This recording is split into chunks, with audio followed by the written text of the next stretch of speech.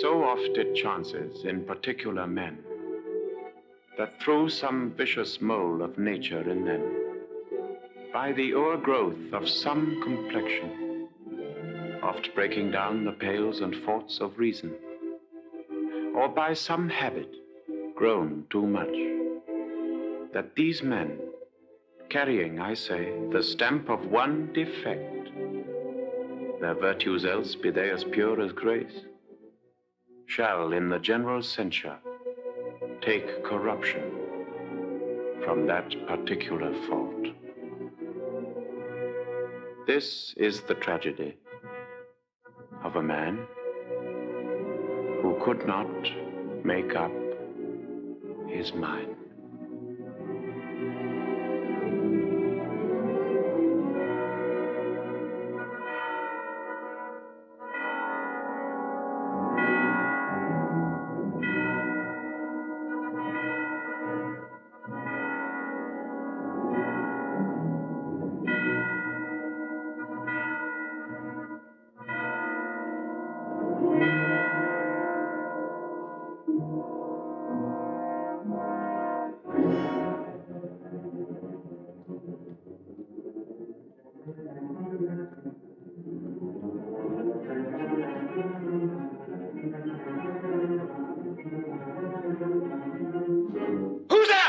Answer me! Stand and unfold yourself! Long live the king. Bernardo? He.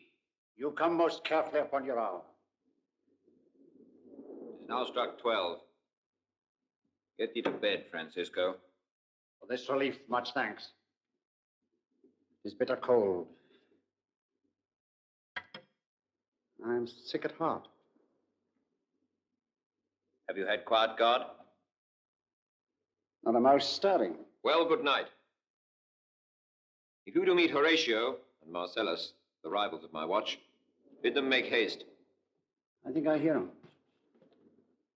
Stand ho! Who's there? Prince to this ground, and liegeman to the Dane. Give you a good night. Farewell, honest soldier. Who has relieved you? Bernardo at my place. Give you a good night.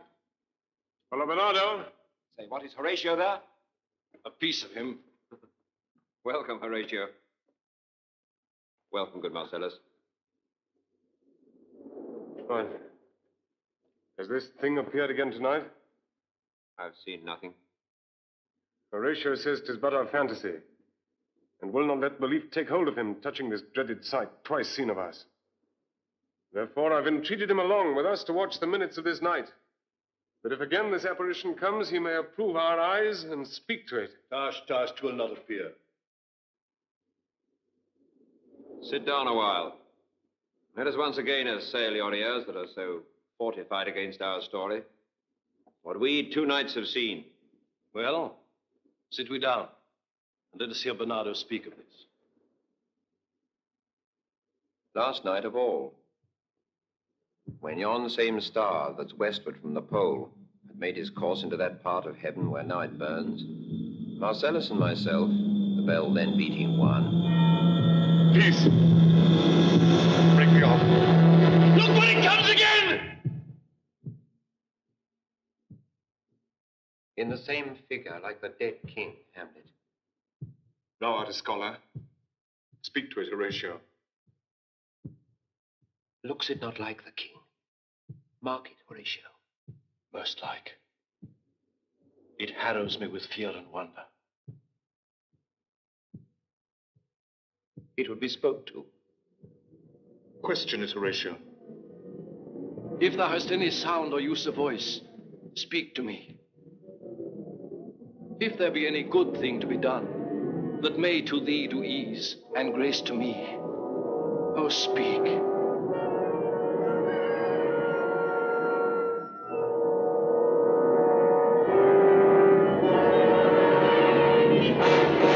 Stay and speak. Stop it, Marcellus! He's here! He's here!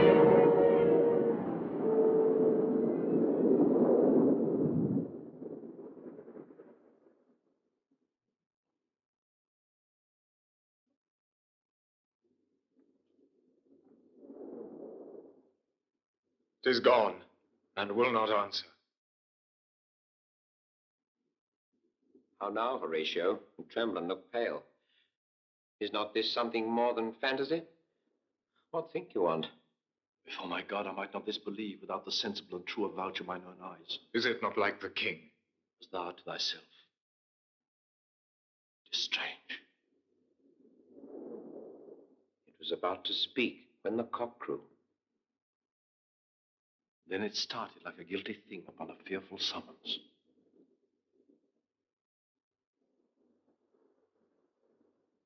I've heard. The cock that is the herald to the morn doth with his lofty and shrill-sounding throat awake the god of day. And at its warning, the wandering and uneasy spirit hies to its confine. Faded on the crowing of the cock.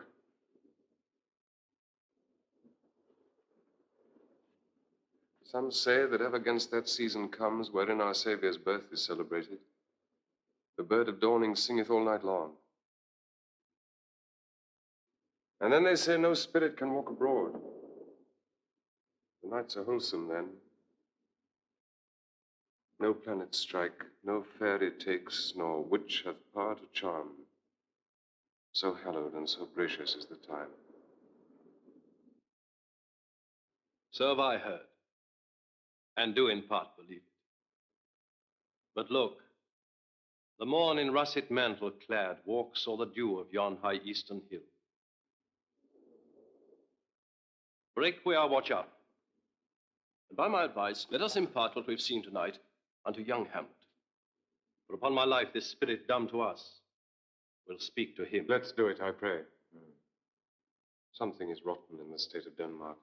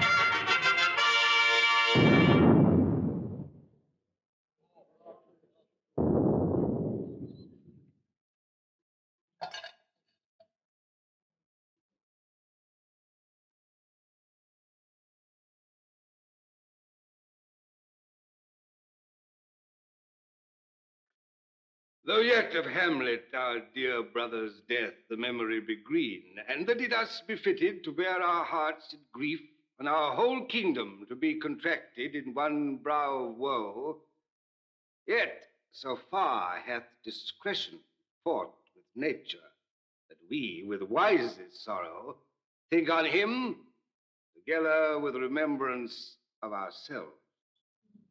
Therefore, our sometime sister, now our queen, have we as 'twere with a defeated joy, with mirth in funeral, and with dirge in marriage, in equal scale, weighing delight and dole, taken to wife. Nor have we herein barred your better wisdoms, which have freely gone with this affair along, for all our thanks. And now, Laertes, what's the news with you? You told us of some suit. What is, Laertes? You cannot speak of reason to the Dane and lose your voice. What wouldst thou beg, Laertes, that shall not be my offer, not thy asking? The head is not more native to the heart, the hand more instrumental to the mouth, than is the throne of Denmark to thy father. What wouldst thou have, Laertes?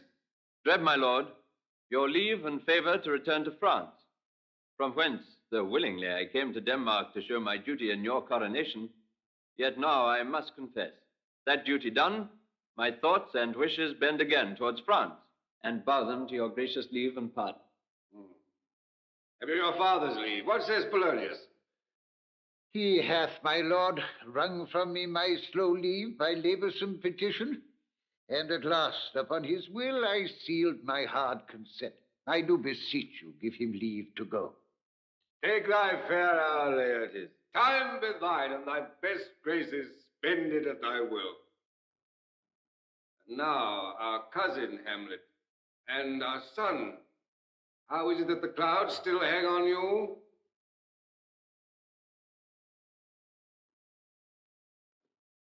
Good Hamlet, cast thy lighted colour off, and let thine eye look like a friend on Denmark.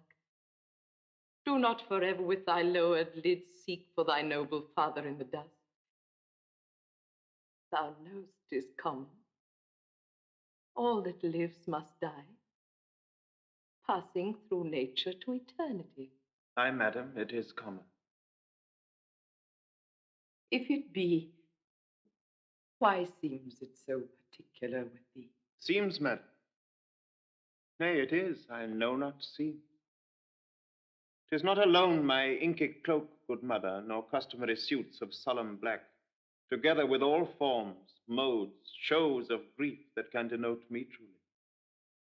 These indeed seem, for they are actions that a man might play.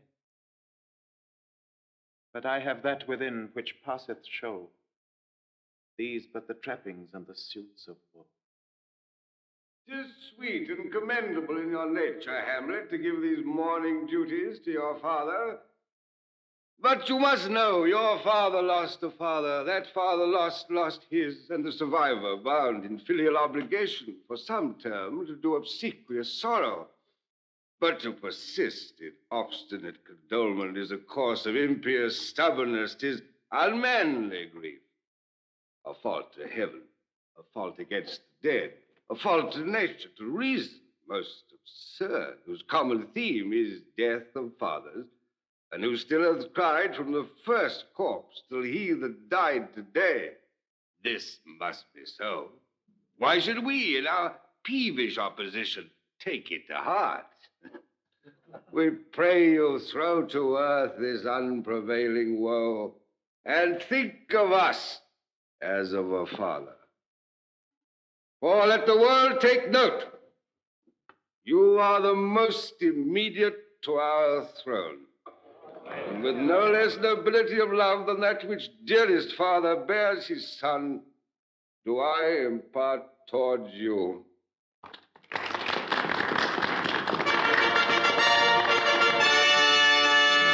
Your intent in going back to school at Wittenberg, it is most retrograde to our desire, and we beseech you, bend you to remain here in the cheer and comfort of our eye, our chiefest courtier cousin, and our son. Let not thy mother lose her prayers, Hamlet. I pray thee stay with us. Go not to Wittenberg. I shall in all my best obey you, madam. Why, it is a loving and a fair reply. Be as ourselves in Denmark. Madam, come. This gentle and unforced accord of Hamlet sits smiling to my heart, in grace whereof no jocund health that Denmark drinks today, but the great cannons to the clouds shall tell, and the king's carouse the heavens shall roar again, re-speaking earthly thunder. Come, away!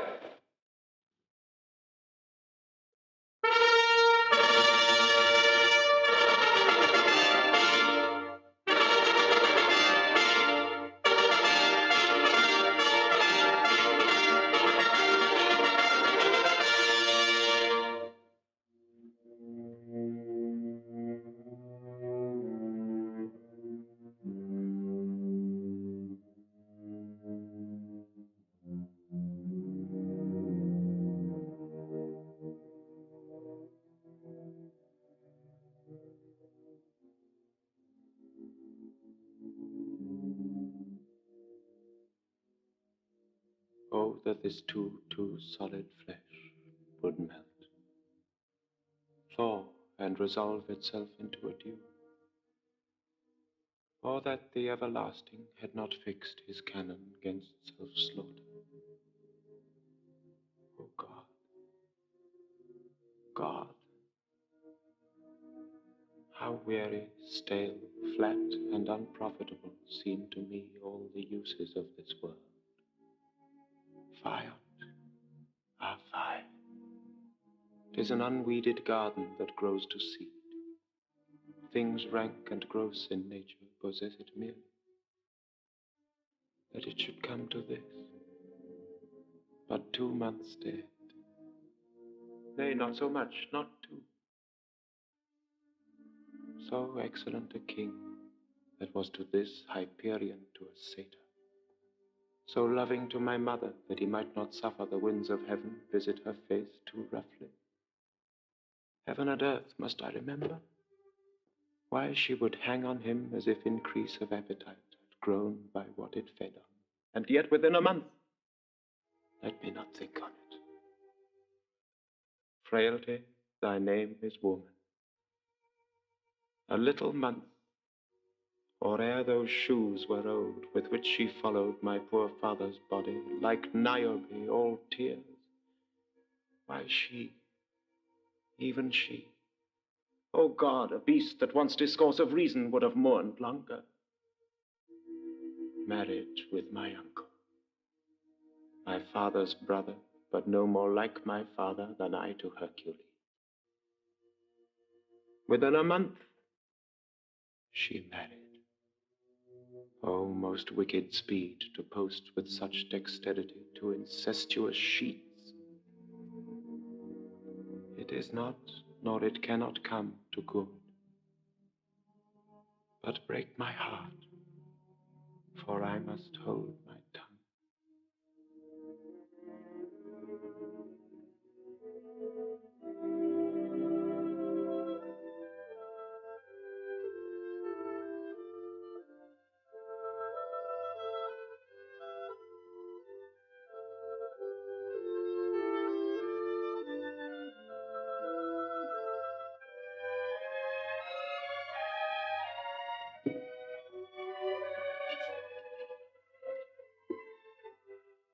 My necessaries are embarked. Farewell. And sister, as the winds give benefit and convoys assistance, do not sleep, but let me hear from you. You doubt that?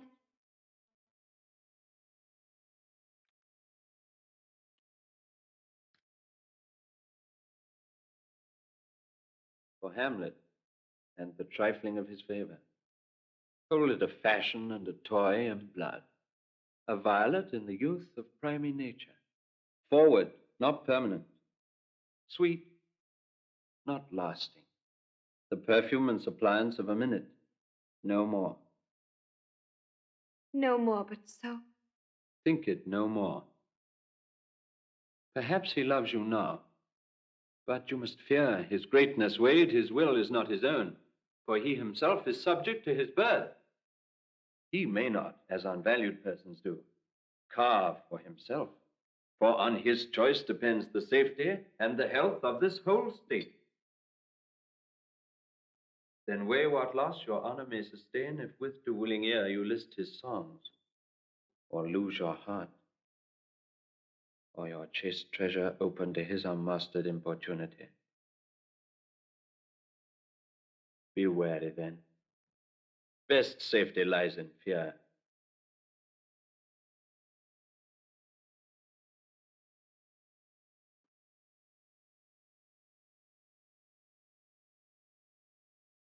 I shall the effect of this good lesson keep as watchman to my heart.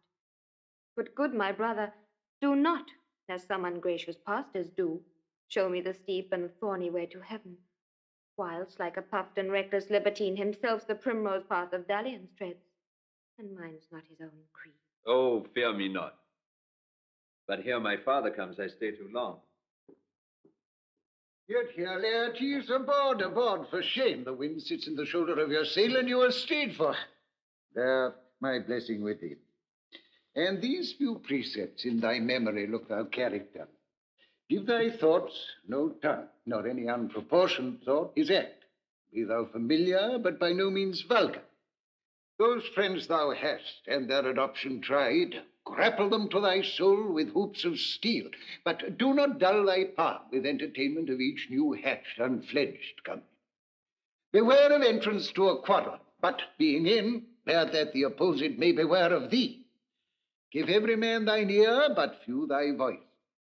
Cost thy habit as thy purse can buy, but not expressed in fancy. Rich, not gaudy, for the apparel oft proclaims the man. Neither a borrower nor a lender be, for loan oft loses both itself and friend, and borrowing dulls the edge of husbandry. This above all, to thine own self be true, and it must follow as the night the day, thou canst not then be false to any man. Farewell, my blessing season this it be. Most humbly do I take my leave, my lord. The time invites you, go. Farewell, Ophelia. And remember well what I said to you. 'Tis in my memory locked, and you yourself shall keep the key of it. Farewell.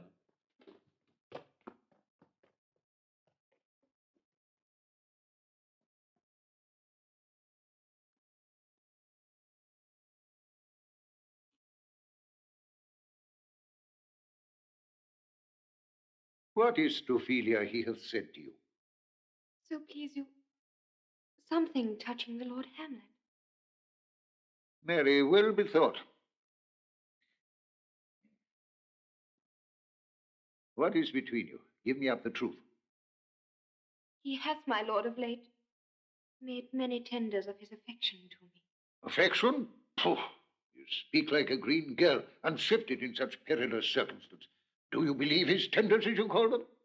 I do not know, my lord, what I should think. Mary, I'll teach you. Think yourself a baby.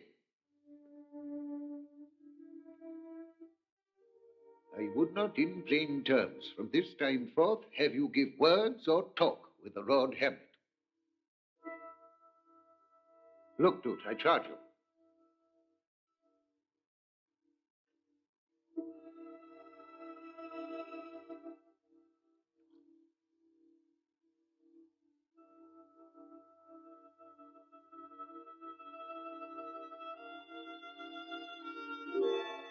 Come your ways.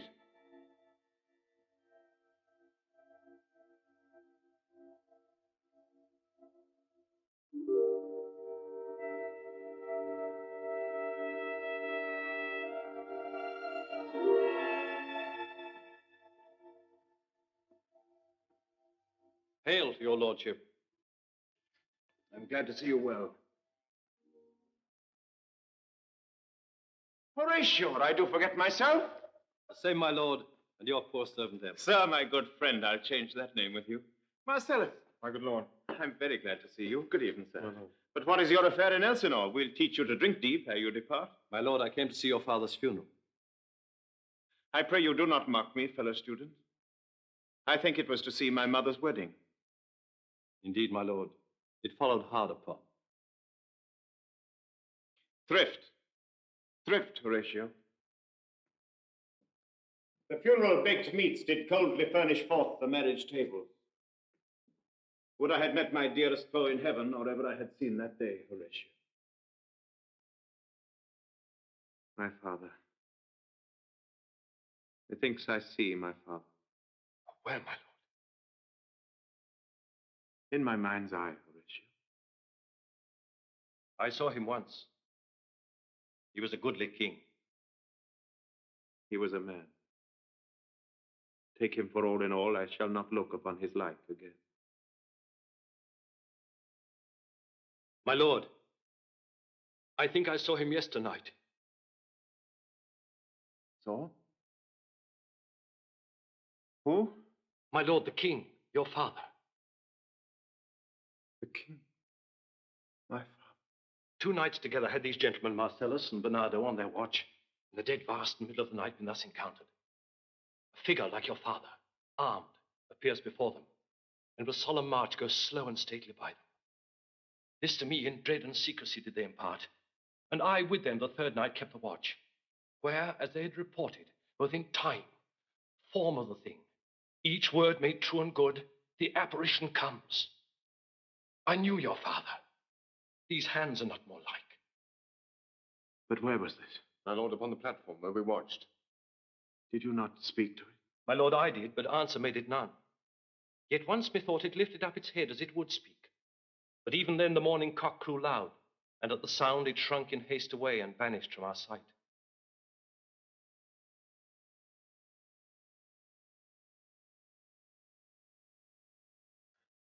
It is very strange. As I do live, mine honored lord, 'tis true.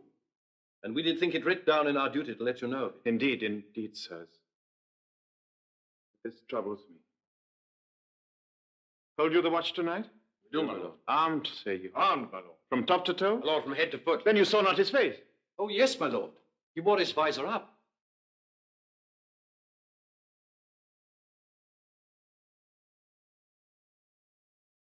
What looked he? Frowningly? A countenance more in sorrow than in anger. And fixed his eyes upon you? Most constantly. I would I had been there. It would have much amazed you. Very like, very like. Stayed it long? While one with moderate haste might tell 100. Longer. Longer! Not when I saw it. His beard was grizzled, no? It was as I've seen it in his life. A sable silver. I will watch tonight, perchance will walk again. I warrant it will. I pray you all, if you have hitherto concealed this sight, and whatsoever else shall hap tonight, give it an understanding, but no tongue. I will requite your love, so fare you well. Upon the platform, twixt 11 and 12, I'll visit you. Our duty, Your my lord. love's as mine to you. Farewell. My father's spirit, in arms. All is not well. I doubt some foul play. Would the night were come. Till then sit still, my soul. Foul deeds will rise, though all the earth o'erwhelm them to men's eyes.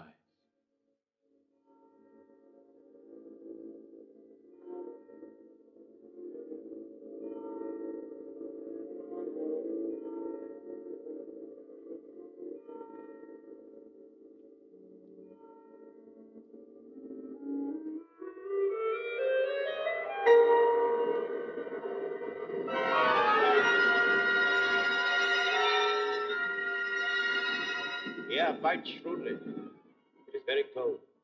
It is a nipping and an eager air.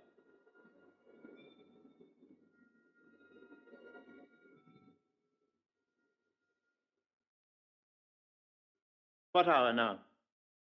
I think it lacks of 12. No, it is struck. Indeed. I heard it not. Then draws near the season wherein the spirit has his wont to walk.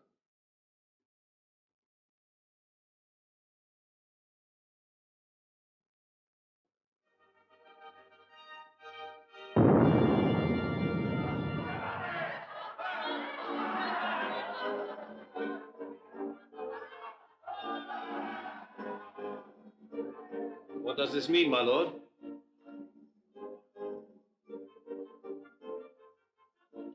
The king doth wake tonight and makes carouse, keeps wassail and the swaggering upspring reels. And as he drains his draughts of Rhenish down, the kettle drum and trumpet thus bray out the triumph of his pledge. Is it a custom? Aye, very is. But to my mind, though I am native here and to the manner born, it is a custom more honored in the breach than the observance. This heavy-headed revel, east and west, makes us traduced and mocked by other nations. They call us drunkards, and with swinish phrase soil our reputation. And indeed, it takes from our achievements, though performed at height.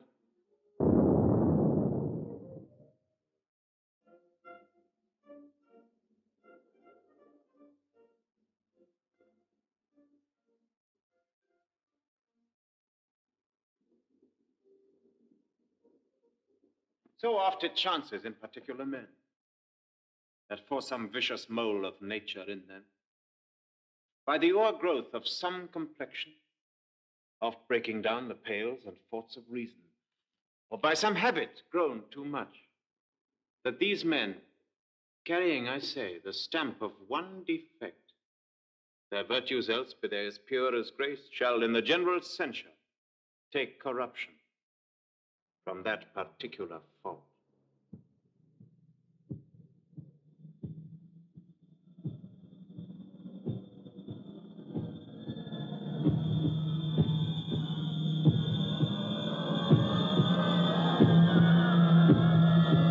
Angels and ministers of grace, defend us. Look, my lord, it comes!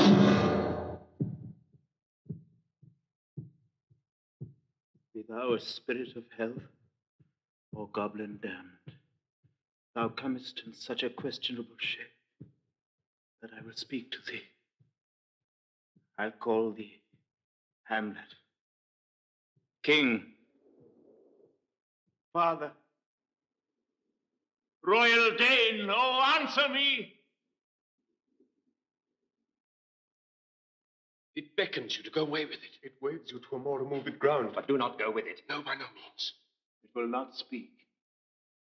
Then I will follow it. Do not, my lord. Why, what should be the fear? I do not set my life at a pin's fee, and for my soul, what can it do to that, being a thing immortal as itself? It waves me forth again. I'll follow it. What do it tempt you toward the flood, my lord, or to the dreadful summit of the cliff that beetles o'er his base into the sea, and there assume some other horrible form which might deprive your sovereignty of reason and draw you into madness? Think of it! You shall not go, my lord! Hold off your hands! Be ruled, you shall not go! My fate cries out and makes each petty artery in this body as hardy as the Nemean lion's nerve. Still am I called, unhand me, gentlemen. By heaven, I'll make a ghost of him that hinders me. I say away!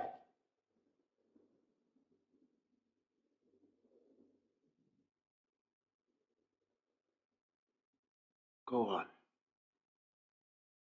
I'll follow thee.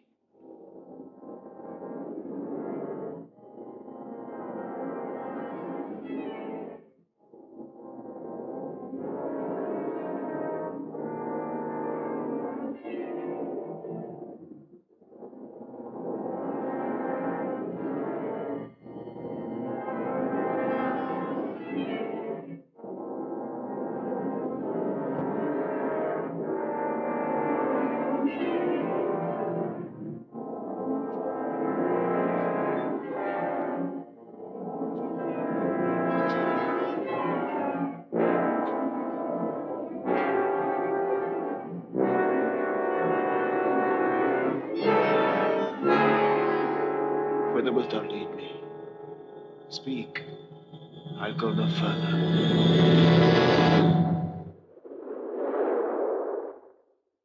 Mark me. I will. I am thy father's spirit, doomed for a certain time to walk the night, and for the day confined to fast in fires, till the foul crimes done in my days of nature are burned and purged away. Alas, poor ghost. List, list, oh list, if thou didst ever thy dear father love. God. Revenge his foul and most unnatural murder. Murder. Murder most foul as in the best it is, but this most foul, strange, and unnatural. Haste me to know it, that I with wings as swift as meditation or the thoughts of love may sweep to my revenge. Now, Hamlet, hear. 'Tis given out that sleeping in my orchard a serpent stung me. So the holy air of Denmark is, by a forged process of my death, rankly abused. But know thou, noble youth, the serpent that did sting thy father's life now wears his crown. My prophetic soul. My uncle. I, that incestuous, that adulterate beast, with traitorous gifts won to his shameful lust the will of my most seeming virtuous queen.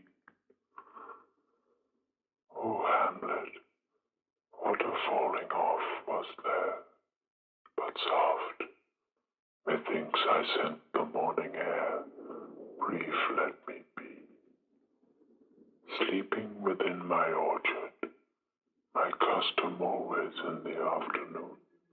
Upon my quiet hour thy uncle stole, with juice of cursed hemlock in a vial, and in the porches of my ears did pour the leper's distilment, whose effect holds such an enmity with blood of man, that swift as quicksilver it courses through the natural gates and alleys of the body. Thus was I sleeping by a brother's hand, of life, of crown, of queen, at once dispatched, cut off, even in the blossoms of my sin, no reckoning made, but sent to my account with all my imperfections on my head. Oh, horrible. Horrible. Most horrible. If thou hast nature in thee, bear it not. Let not the royal bed of Denmark be a couch for luxury and damned incest. But howsoever thou pursuest this act, taint not thy mind, nor let thy soul contrive against thy mother old. Leave her to heaven. Fare thee well at once. The glowworm shows the matin to be near, and begins to pale his ineffectual fire. Adieu, adieu, adieu. Remember me.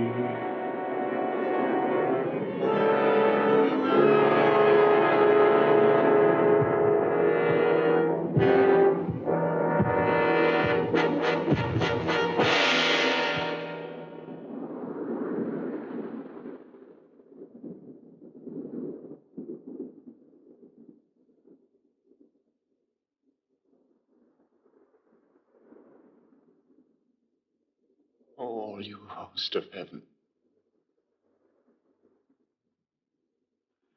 O earth, what else shall I couple hell?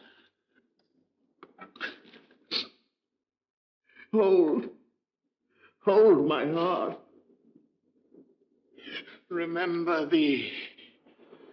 Aye, thou poor ghost, while memory holds a seat in this distracted globe. Remember thee? Yea, from the table of my memory I'll wipe away all trivial fond records that youth and observation copied there, and thy commandment all alone shall live within the book and volume of my brain, unmixed with baser matter. Yes, by heaven!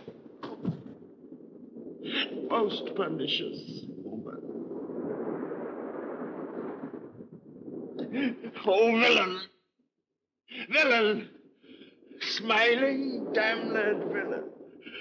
So, uncle, there you are. Now to my word. It is adieu, adieu. Remember me. I have sworn it. My lord, my lord! Lord Hamlet! So be it. Hello! My lord! Hello! Ho, boy! Come there, come!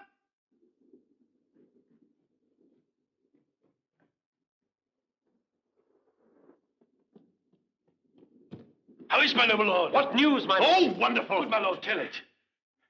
No. You will reveal it. Not my lord. How say you then? Would heart of man once think it? But you'll be secret. Aye, my lord. There's ne'er a villain dwelling in all Denmark.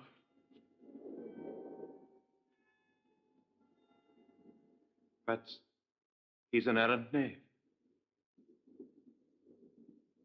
There needs no ghost, my lord, come from the grave to tell us this.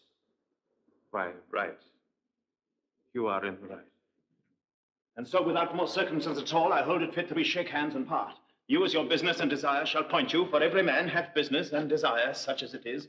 And for mine own poor part, look you, I'll go pray. These are but wild and whirling words, my lord. I'm sorry they offend you, heartily. Yes, faith, heartily. There's no offense, my lord. Yes, by St. Patrick, but there is, Horatio, a bunch of friends too. Touching this vision here, it is an honest ghost, that let me tell you. For your desire to know what is between us, or master it as you may. And now, good friends, as you are friends, scholars and soldiers, give me one poor request. What is, my lord, we will? Never make known what you have seen tonight. My lord, We will not. Never, my but lord. swear it. In faith, my lord. Not I, my lord, in faith. On my sword. We've sworn, my lord, already. Indeed, upon my sword, indeed. Oh, day and night, but this is wondrous strange. And therefore, as a stranger, give it welcome. There are more things in heaven and earth, Horatio, than are dreamt of in your philosophy. But come, never, so help you mercy, how strange or odd soe'er I bear myself, as I perchance hereafter shall think fit to put an antic disposition on, that you at such times, seeing me, never shall, by the pronouncing of some doubtful phrase, as well, we know, or we could, and if we would, or such ambiguous giving out, denote that you know aught of me. This do swear, so grace and mercy at your best need help you.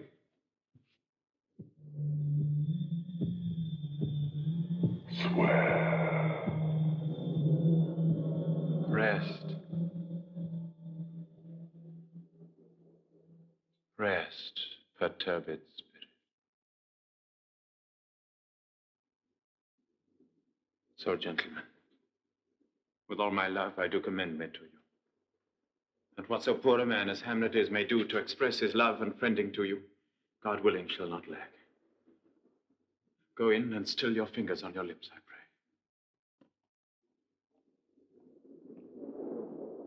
The time is out of joint.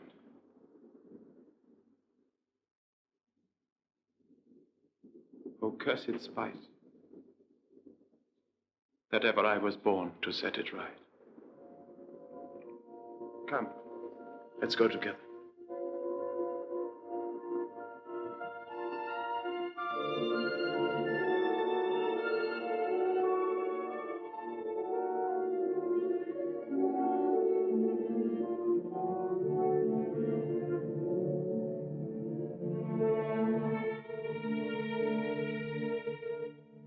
As I was sewing in my closet,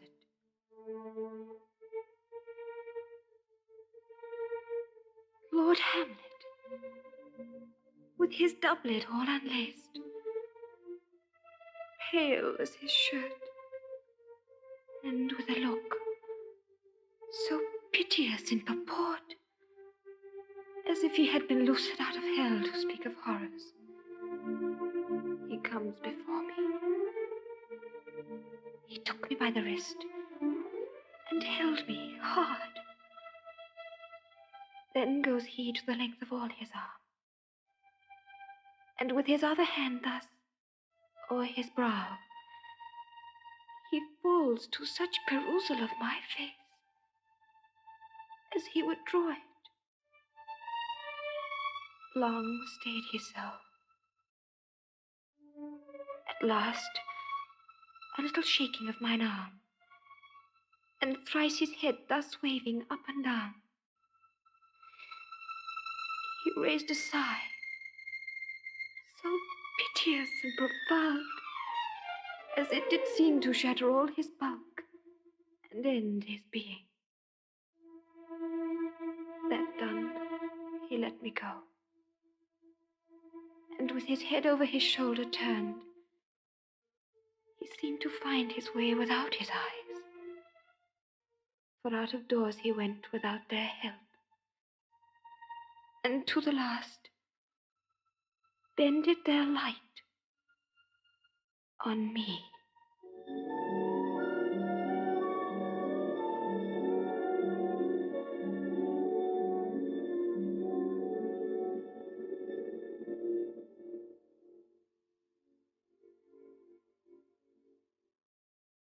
My liege and madam, to expostulate what majesty should be, what duty is, why day is day, night, and time is time, were nothing but to waste night, day, and time.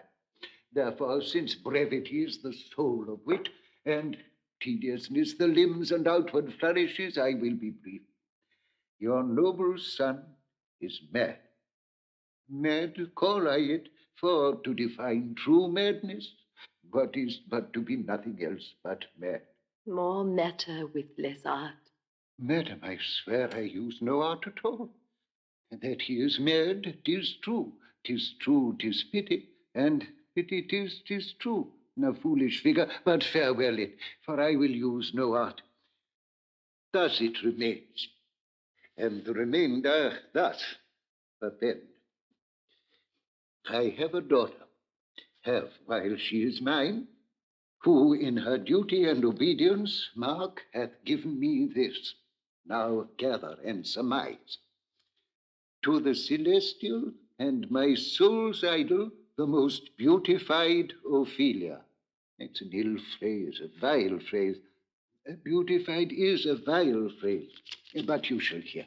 Thus, in her excellent white bosom, these, etc.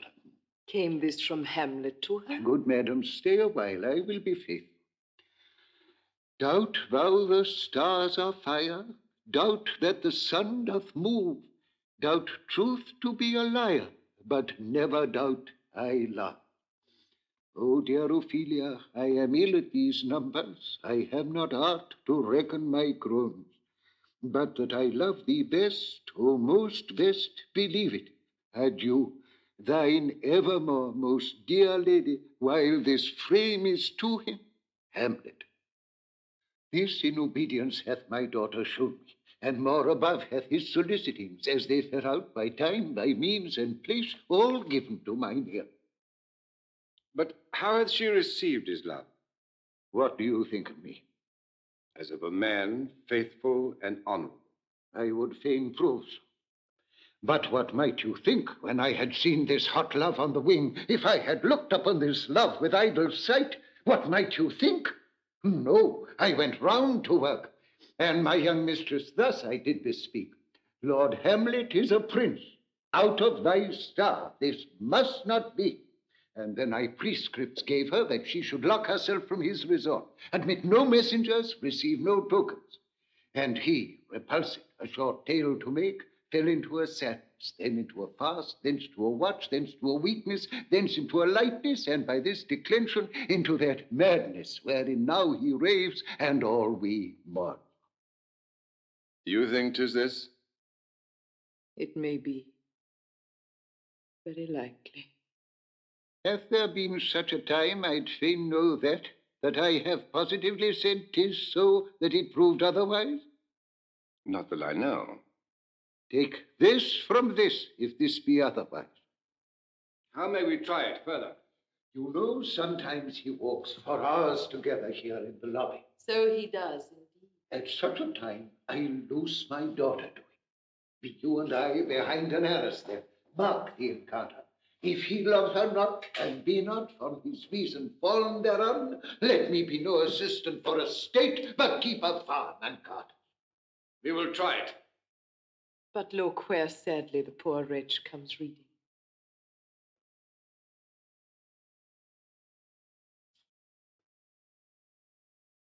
Away, I do beseech you both, away. I'll board him presently. Oh, give me leave.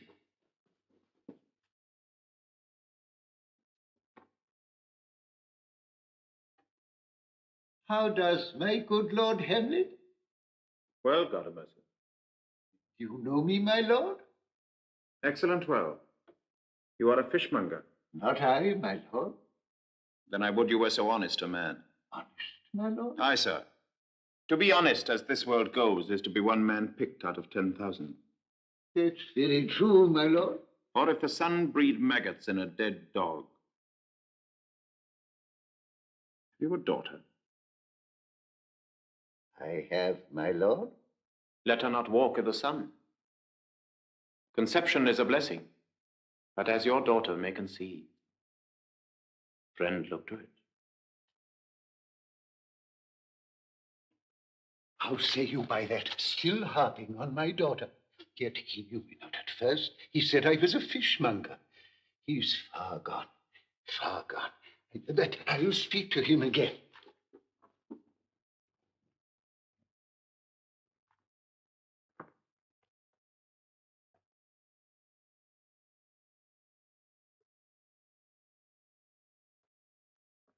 What do you read, my lord?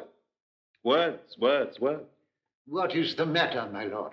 Between who? I mean, the matter that you read, my lord. Slanders. For the satirical rogue says here that old men have gray beards, that their faces are wrinkled, their eyes purging thick amber and plum tree gum, that they have a plentiful lack of wit, together with most weak hands. All of which, sir, though I most powerfully believe, yet I hold it not honesty to have it thus set down. For you yourself, sir, shall be old as I am, if like a crab you could go backward. Though this be madness, yet there's meth again. Will you walk out of the air, my lord? Into my grave? Indeed, it is out of the air. How pregnant sometimes his replies are. My honorable lord, I will most humbly take my leave of you. You cannot, sir, take from me anything that I will more willingly part withal. Except my life. Except my life. Except my life.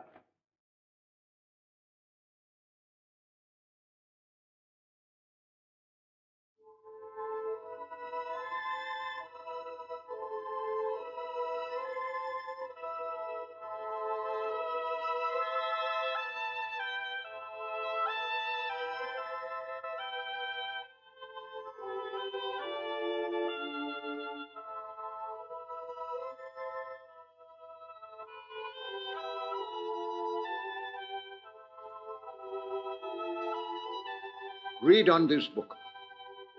That sure such an exercise may color your loneliness. Gracious, so please you, we'll bestow ourselves. Ophelia, walk you here.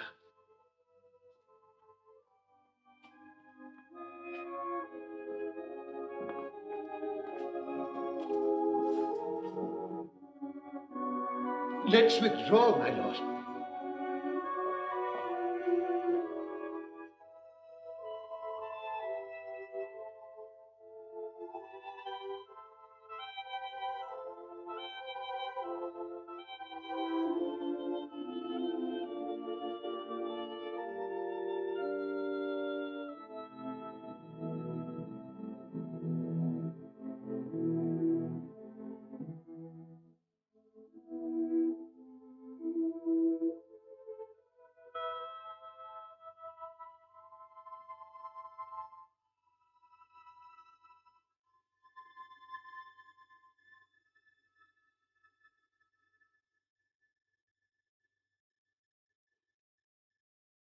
Soft you now,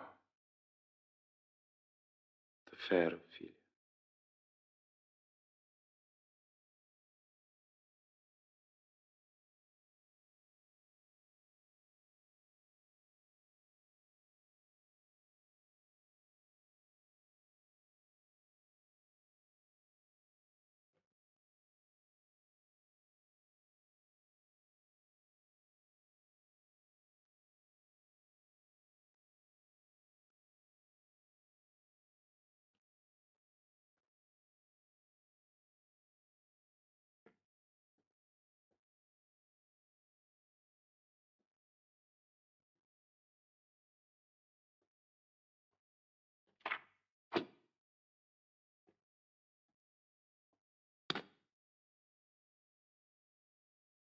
Nymph, in thy orisons be all my sins remembered.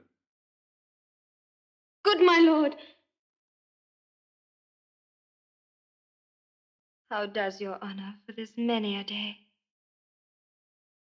I humbly thank you. Well, well, well.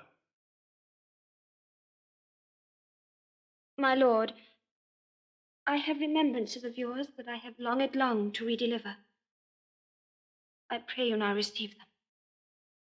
No, not I. I never gave you aught.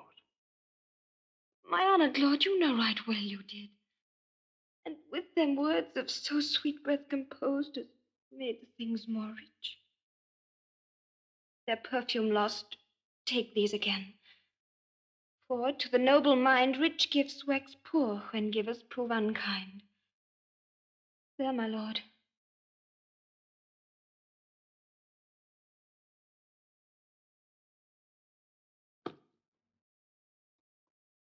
Are you honest? My lord.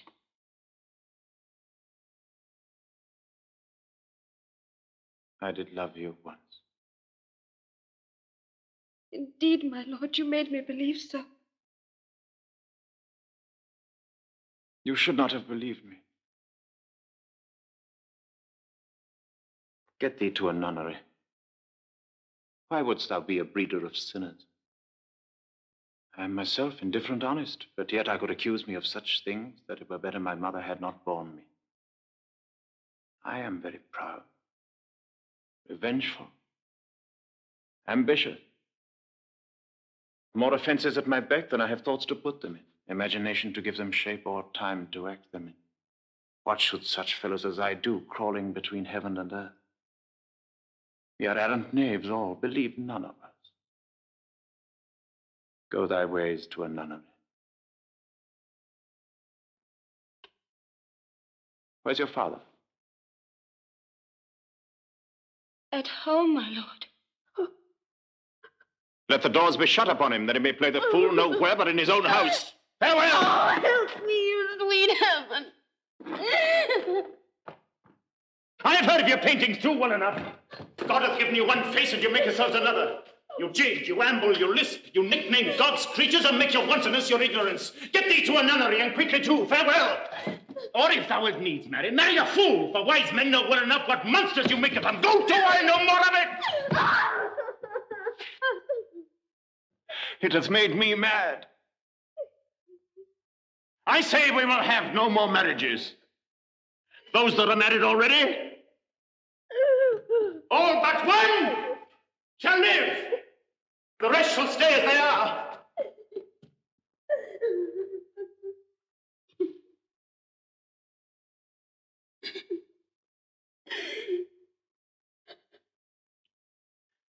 to a nunnery. Go.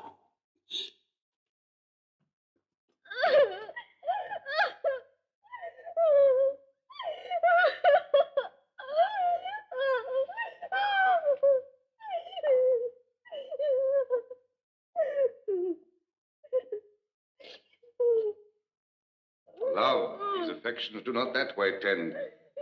Nor what he spake, though it lacked form a little, was not like madness. There's something in his soul, for which his melancholy sits on brood. And I do fear the unheeded consequence will be some danger. Which to prevent, I have in quick determination thus set it down. He shall with speed to England. Haply the seas and countries different with variable objects shall expel this something settled matter in his heart. What think you on't? It shall do well, but yet I do believe the origin and commencement of his grief sprung from neglected love. How now, Ophelia? You need not tell us what Lord Hamlet said. We heard it all. My lord, do as you please. It shall be so. Madness in great ones must not unwatched go.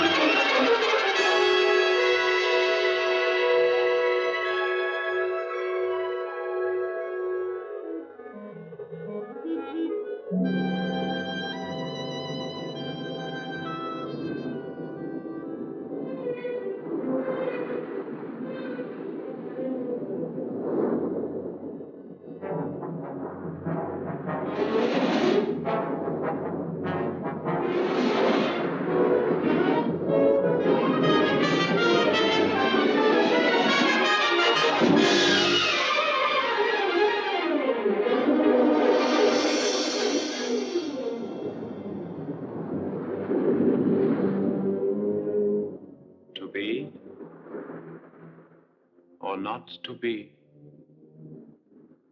That is the question.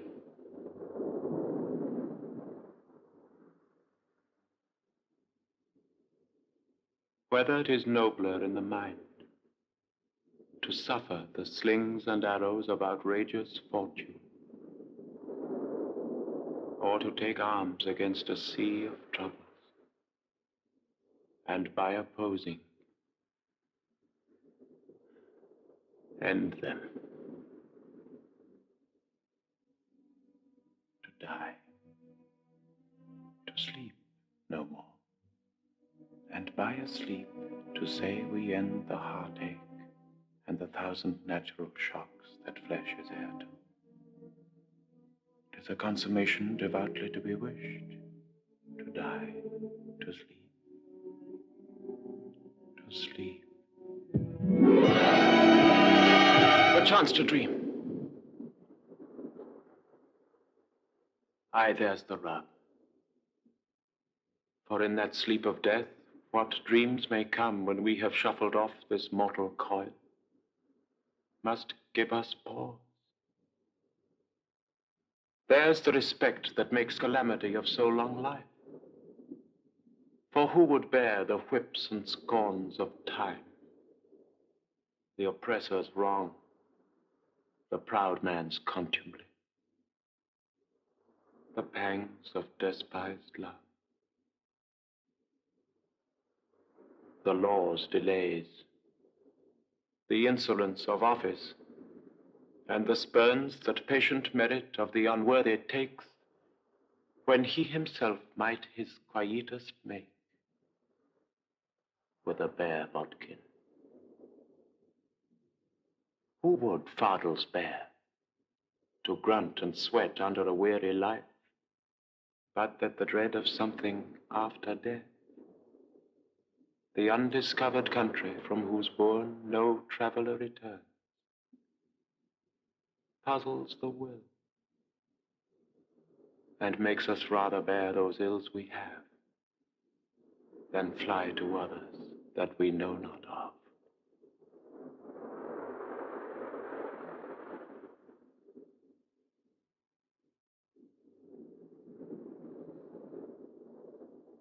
Thus conscience doth make cowards of us all. And thus the native hue of resolution is sicklied o'er with the pale cast of thought.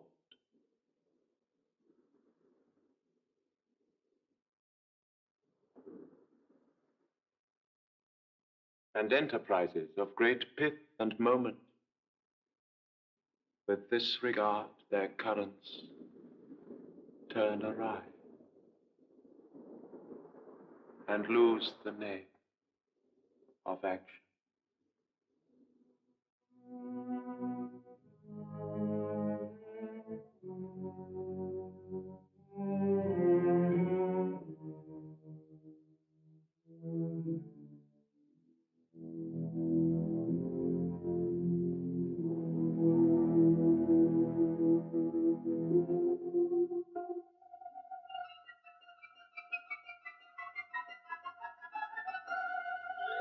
My lord, I have news to tell you. The actors are come hither, my lord.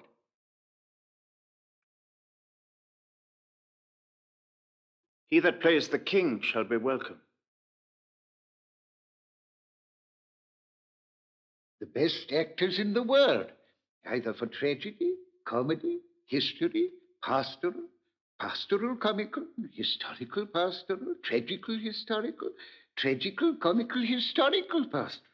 Seneca cannot be too heavy, nor Plautus too light, for these are the only men.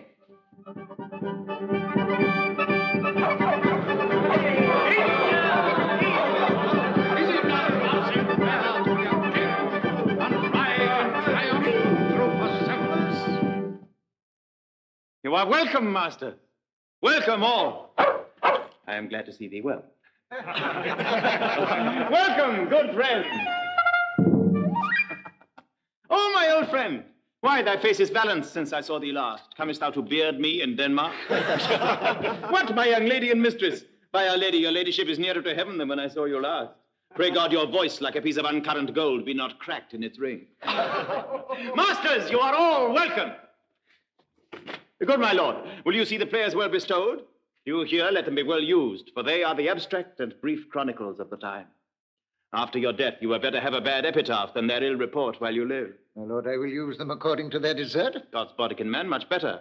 Use every man after his desert, and who shall escape whipping? Use them after your own honor and dignity. The less they deserve, the more merit is in your bounty. Take them in. Come, sirs. Follow him, friends. We'll hear a play tomorrow.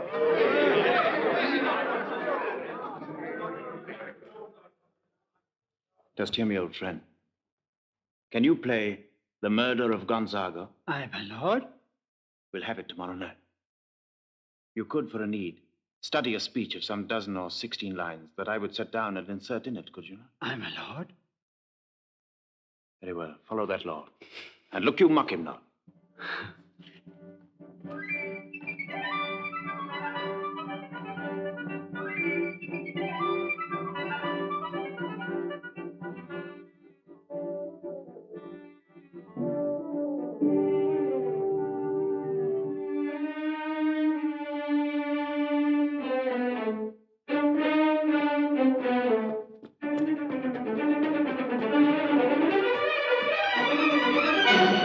The play is the thing wherein I'll catch the conscience of the king.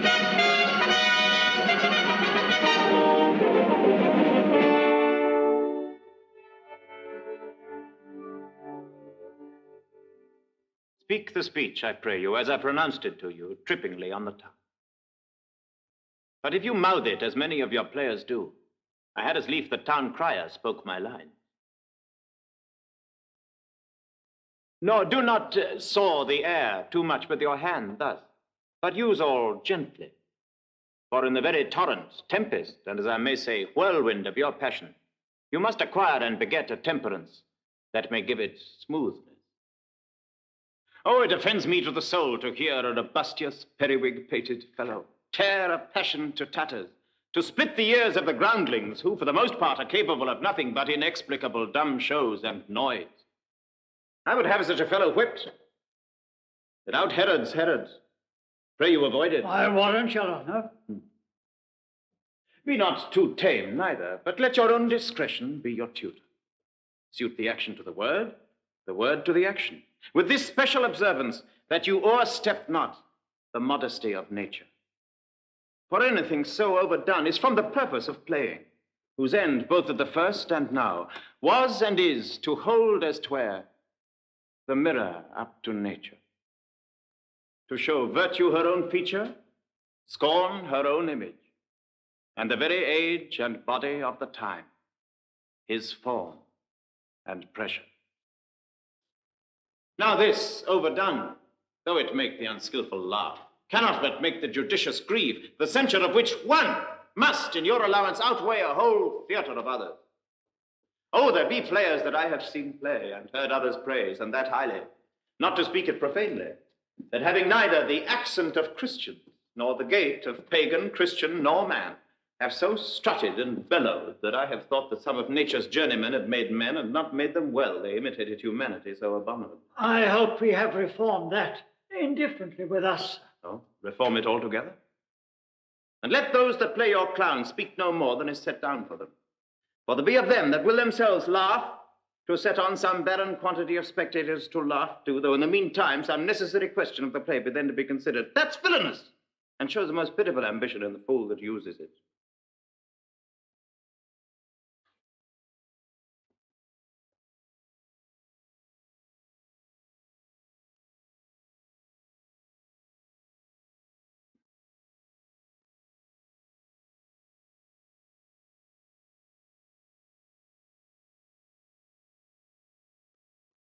Go, make it ready.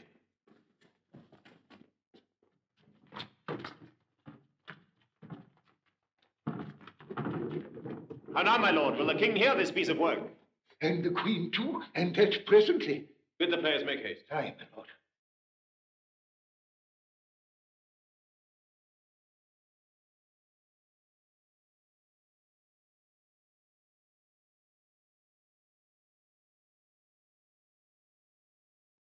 Horatio, Yes, sweet lord, at your service. observe mine uncle. Give him heedful note. Well, my lord. They are coming to the play. I must be idle. Get you a place.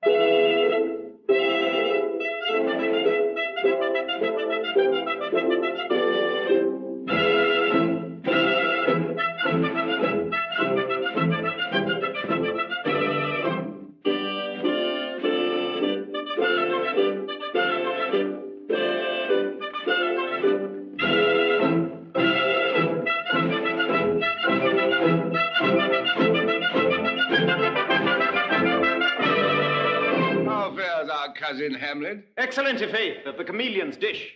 I eat the air, promise cram. You cannot feed capons so. I have nothing with this answer, Hamlet. These words are not mine. No, nor mine now. My lord, you played once at the university, you said. There did I, my lord, and was accounted a good actor. What did you enact? I did enact Julius Caesar. I was killed in the Capitol. Brutus killed me. It was a brute part of him to kill so capital a calf there. Be the players ready? Aye, my lord. They stay upon your patience. Come hither, my dear Hamlet. Sit by me. No, good mother. Here's metal more attractive.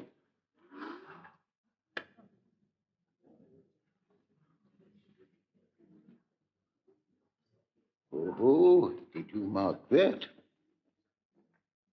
Lady, shall I lie in your lap? No, my lord. I mean my head upon your lap.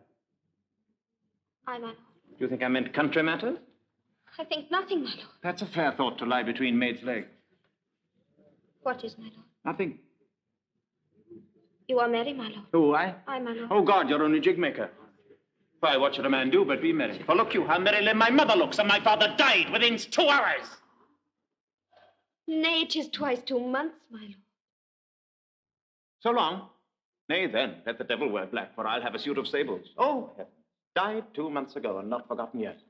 Why, then, there's hope a great man's memory may outlive his life half a year.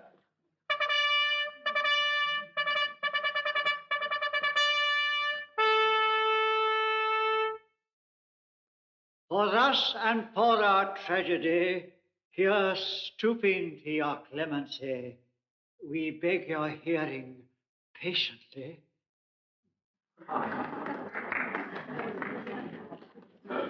Is this a prologue or the posy of a ring? 'Tis brief, my lord. As woman's love. You are keen, my lord, you are keen. It will cost you a groaning to take off mine edge.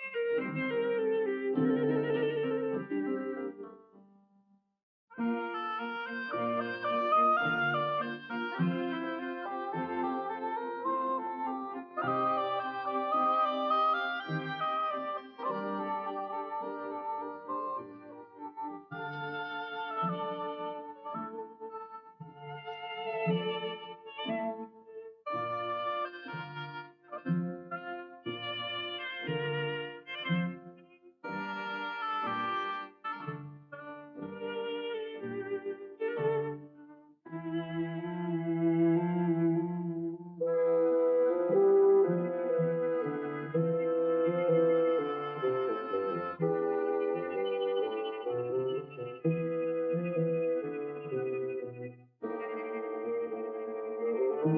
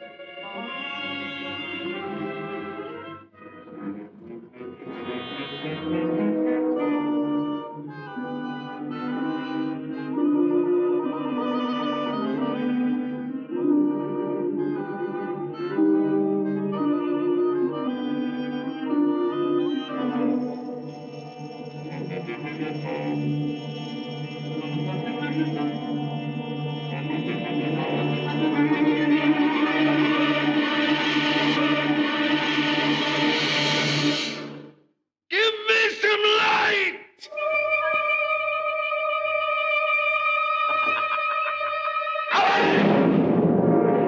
Lights! Lights!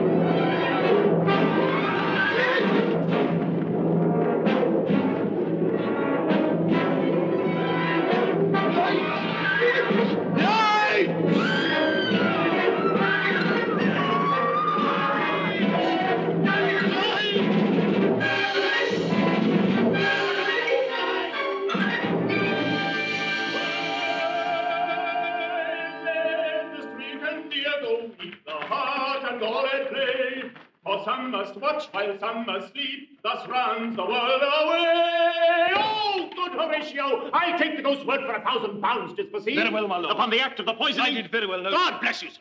Good my lord, vouchsafe me a word with Sir, him. a whole history. The king's. Aye, sir, what of him? Is in his retirement marvelous distemper. With drink, sir?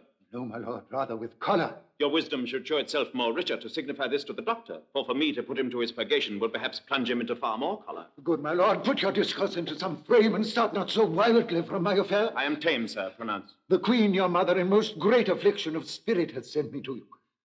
You are welcome. Nay, my lord, this courtesy is not of the right breed. If it should please you to make me a wholesome answer, I will do your mother's commandment. If not, your pardon and my return shall be the end of my business. Sir, I cannot. What, my lord? Make you a wholesome answer. My wit's diseased. But, sir, such answer as I can make you shall command, or rather, as you say, my mother. Therefore, no more, but to the matter. My mother, you say. She desires to speak with you in her closet ere you go to bed. We shall obey, were she 10 times our mother. Have you any further trade with us? My lord, the queen would speak with you, and presently. Do you see yonder cloud that's almost in shape of a camel? By the mass, and 'tis like a camel indeed. Methinks it's like a weasel. It is backed like a weasel. Or like a whale. Very like a whale. Then I will come to my mother by and by. I will say so.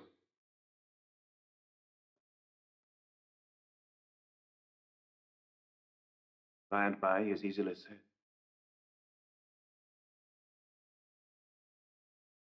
Leave me, friend.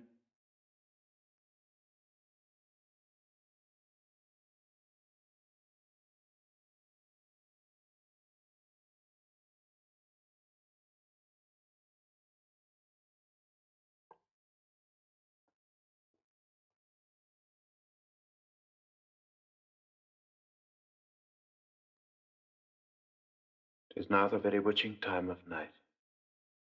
when churchyards yawn and hell itself breathes out contagion to this world.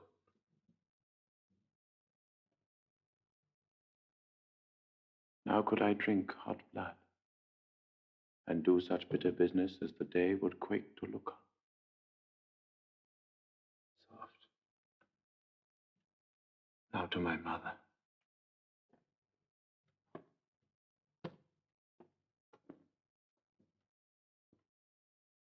O heart, lose not thy nature.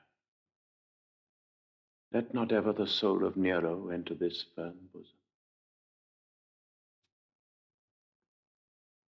Let me be cruel, not unnatural. I will speak daggers to her, but use none.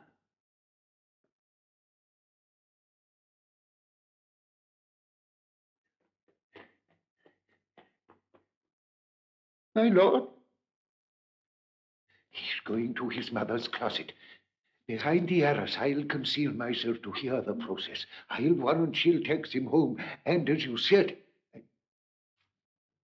and wisely was it said, 'tis meet that some more audience than a mother, since nature makes them partial, should o'erhear the speech of vantage. Fare you well, my liege. I'll call upon you ere you go to bed and tell you what I know. Thanks, dear my lord.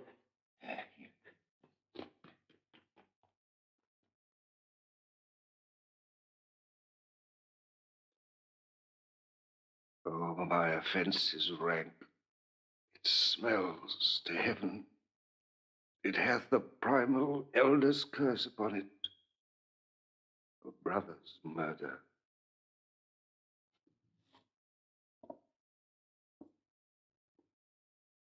Pray, can I not, though inclination be as sharp as will?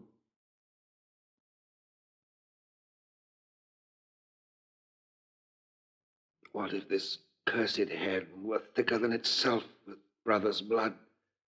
Is there not rain enough in the sweet hymns to wash it white as snow?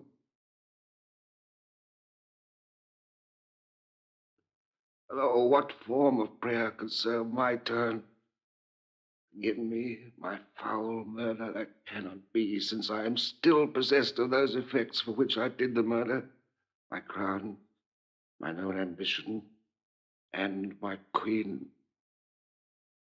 Oh, wretched state. Oh, bosom black as death. Help, angels. All may yet be well.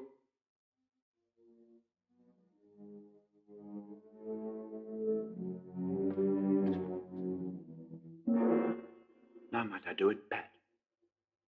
Now he is praying. And now I'll do it.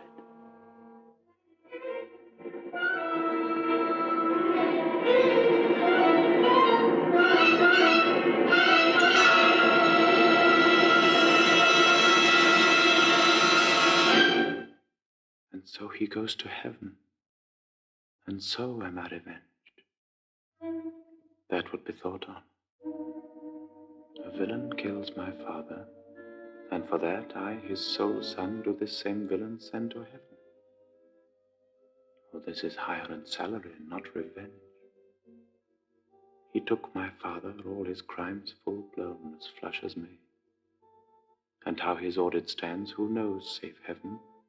But in our circumstance and course of thought, 'tis heavy with him. And am I then revenged to take him in the purging of his soul when he is fit and seasoned for his passage? No. Up, sword, and know thou a more dark intent when he is drunk, asleep, or in his rage, or in the incestuous pleasure of his bed, at gaming, swearing, or about some act that has no relish of salvation in it. Then trip him, that his heels may kick at heaven, and that his soul may be as damned and black as hell whereto it goes. My mother stays. This physic but prolongs thy sickly days.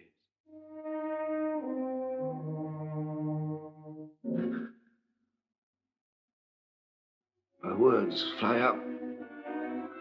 My thoughts remain below. Words without thoughts never to heaven go.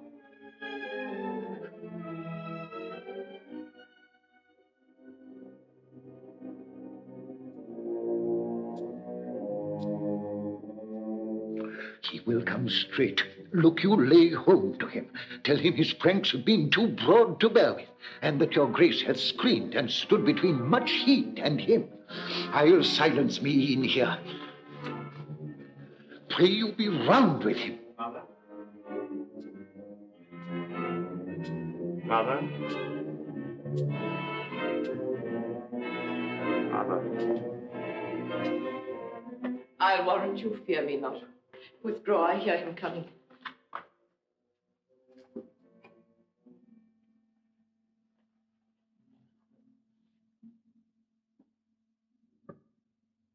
Now, Mother, what's the matter? Hamlet, thou hast thy father much offended. Mother, you have my father much offended. Come, you answer with an idle tongue. Go, go, you question with a wicked tongue. How now, Hamlet? What's the matter now? Have you forgotten? No, by the rood, not so. You are the queen, your husband's brother's wife. And would it were not so, you are my mother. Nay, then I'll set those to you that can. Come and sit you down. You shall not budge. You go not till I set you up a glass where you may see the inmost part of you. Thou wilt not murder me. Help! Help! Help! Help! Now, a rat! Dig for a ducat! Dig! Oh, me, what hast thou done? Nay, I know not. Is it the king? Oh, what a rash and bloody deed is this? A bloody deed. Almost as bad, good mother, as kill a king and marry with his brother. King? Aye, lady. 'Twas my word.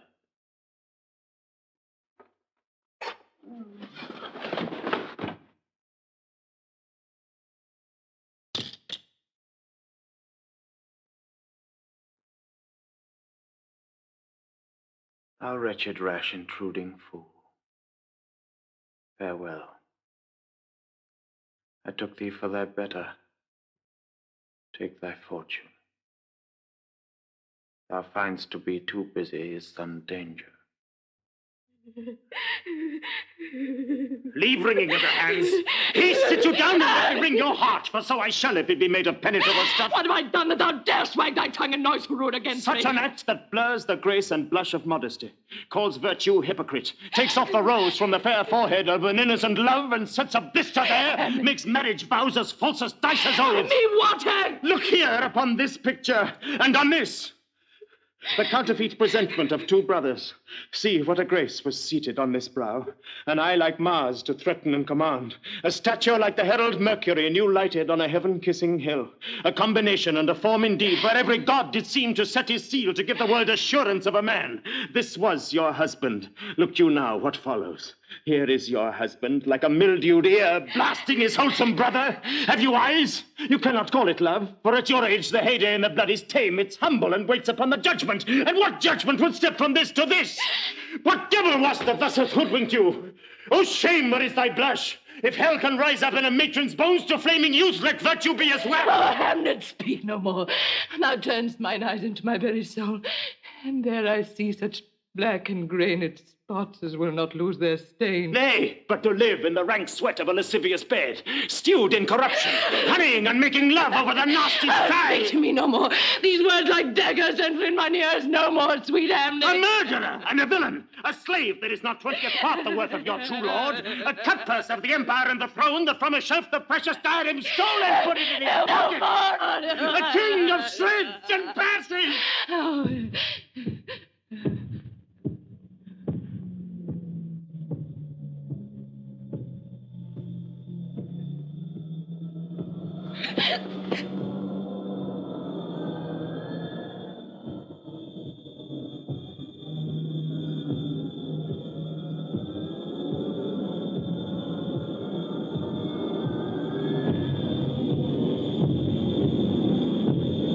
Save me and hover over me with your wings, you heavenly gods.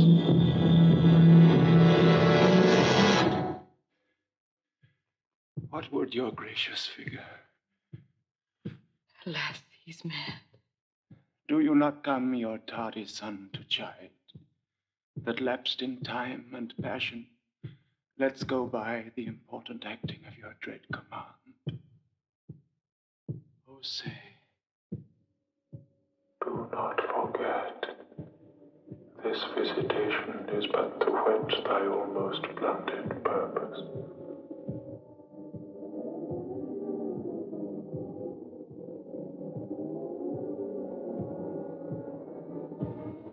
But look, amazement on thy mother sits.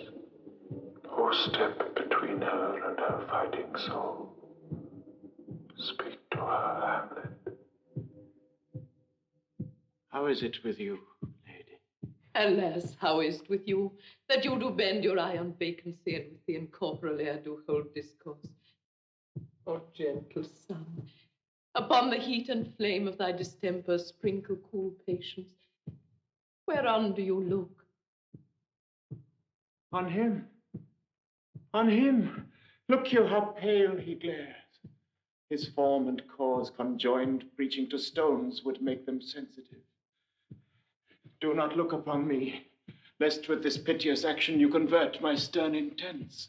So I shed tears, not blood. To whom do you speak this?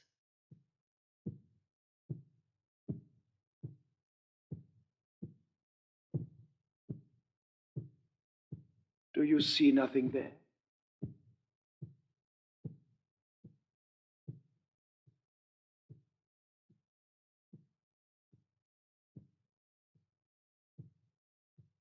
Nothing at all. Yet all there is I see. Nor do you nothing hear? No, nothing but ourselves. Why, look you there. Look where it steals away. My father in his habit as he lived. Look where he goes, even now, out at the portal.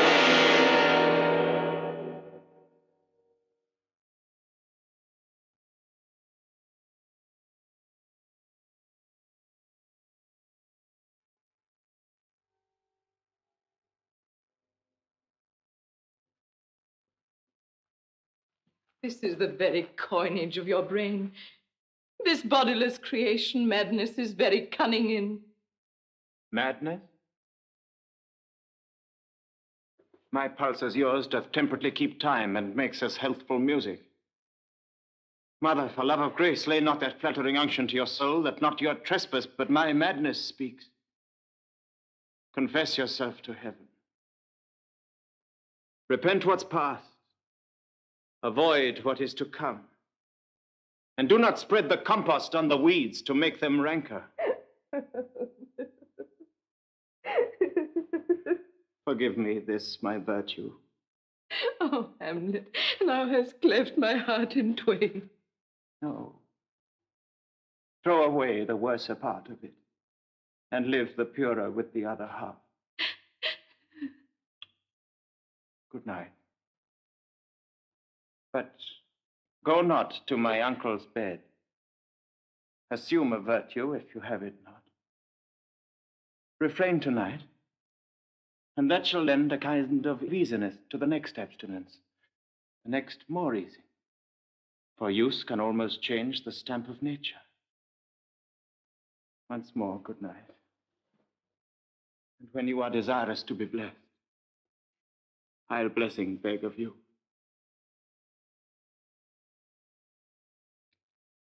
I must be cruel, only to be kind.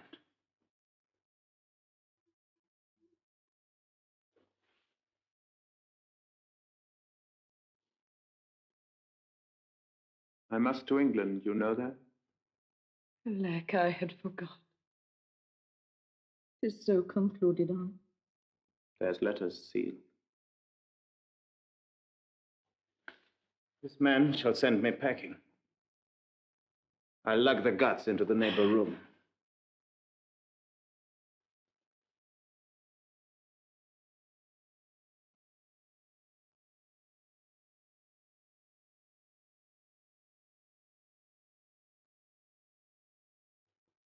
Indeed, this counselor is now most still, most secret, and most grave. That was in life a foolish, prating knave. Come, sir. To draw toward an end with you. Good night, mother.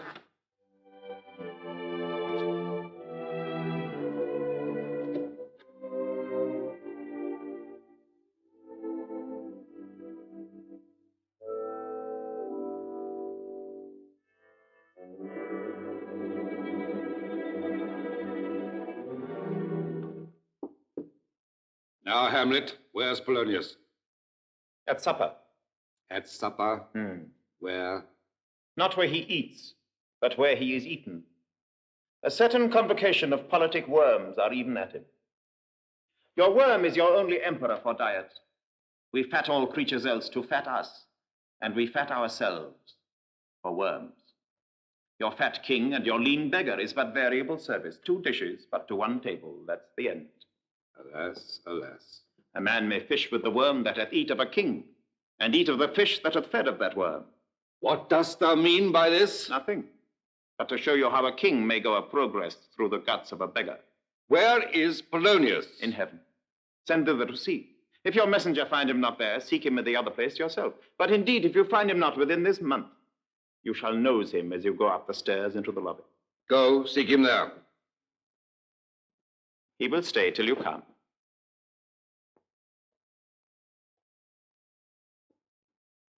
Hamlet, for thine especial safety, which we do tender, as we do deeply grieve for that which thou hast done, this deed must send thee hence with fiery quickness.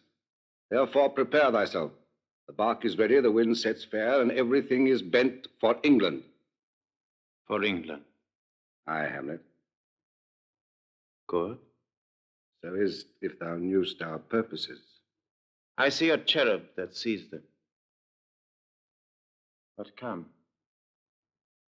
For England. Farewell, dear mother. Thy loving father, Hamlet. My mother.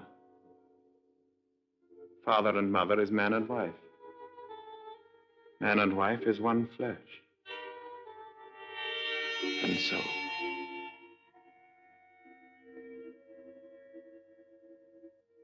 My mother.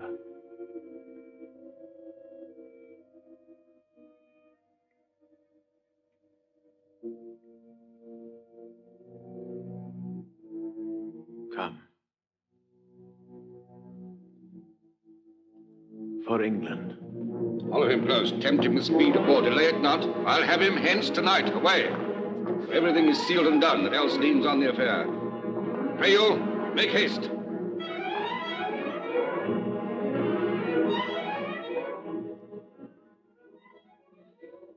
In England, if my love thou hold'st at aught, thou mayst not coldly treat our sovereign order, which imports at full the present death of Hamlet.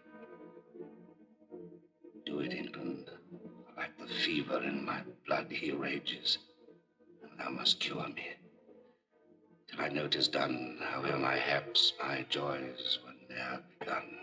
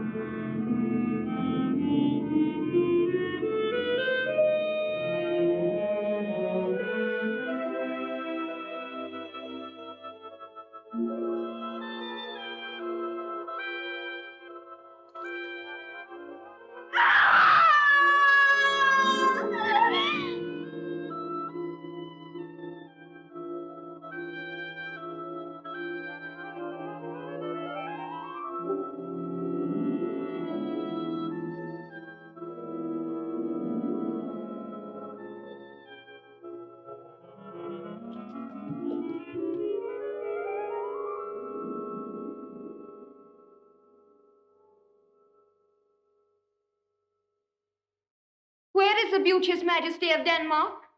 Why, how now, Ophelia? Say you? Nay, pray you, mark. He is dead and gone, lady. He is dead and gone.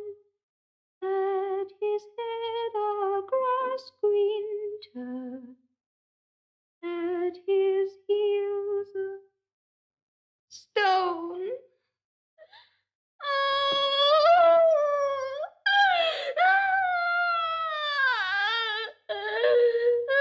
Nay, but Ophelia. Pray you, mark. White his shroud as the mountain snow. Blood Alas, look here, my lord. Which bewept to the grave did go. With true love showers. How do you, pretty lady? Well, God heal you. They say the owl was a baker's daughter. Oh.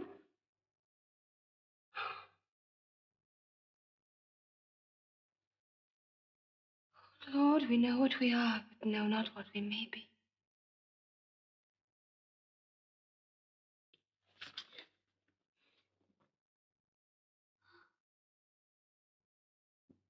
God be at your table.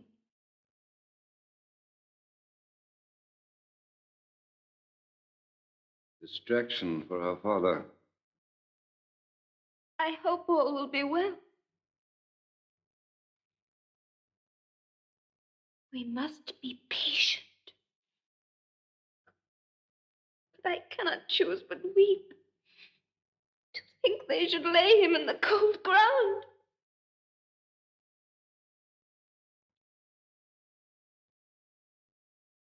My brother shall know of it. And so I thank you for your good counsel. Come, my coach. Good night, ladies. Sweet ladies. Good night. Good night. Follow her close. Give her good watch, I pray you.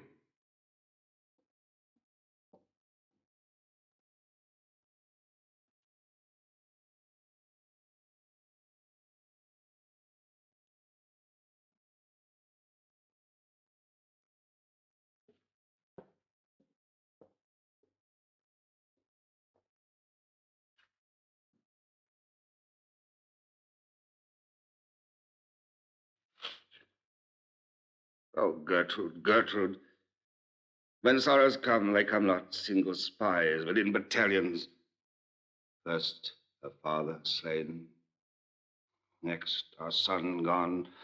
The people muddied, thick and unwholesome in their thoughts and whispers. Poor Ophelia, divided from herself and her fair judgment. Last, and more dangerous than all of these, her brother is in secret come from France and wants not buzzers to infect his ear with pestilent speeches of his father's death. And he himself not hesitates to threaten our own person.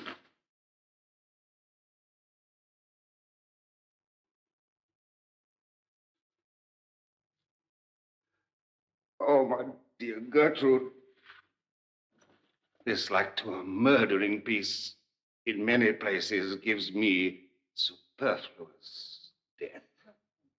How now? What news?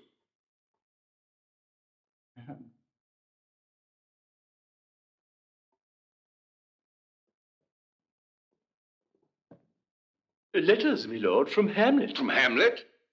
This to your majesty. This to the queen. Who brought them? The sailors, my lord, they say. Leave us.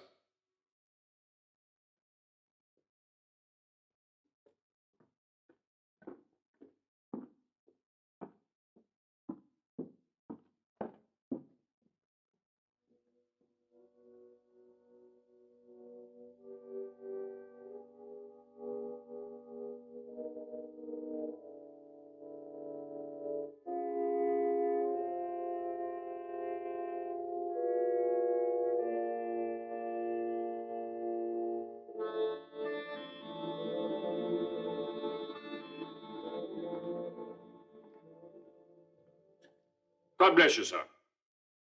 Let him bless thee too. He shall, sir, and it please him. There's a letter for you, sir.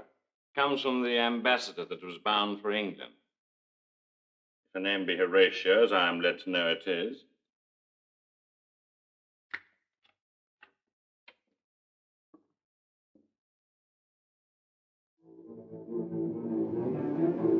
Horatio, ere we were 2 days old at sea, a pirate, a very warlike appointment, gave us chase. Finding ourselves too slow of sail, we put on a compelled valor. And in the grapple, I boarded them. On the instant, they got clear of our ship. So I alone became their prisoner. They have dealt with me like thieves of mercy, but they knew what they did. I am to do a good turn for them. Repair thou to me with as much speed as thou wouldst fly death. These good fellows will bring thee where I am. Farewell. He that thou knowest thine. Hamlet.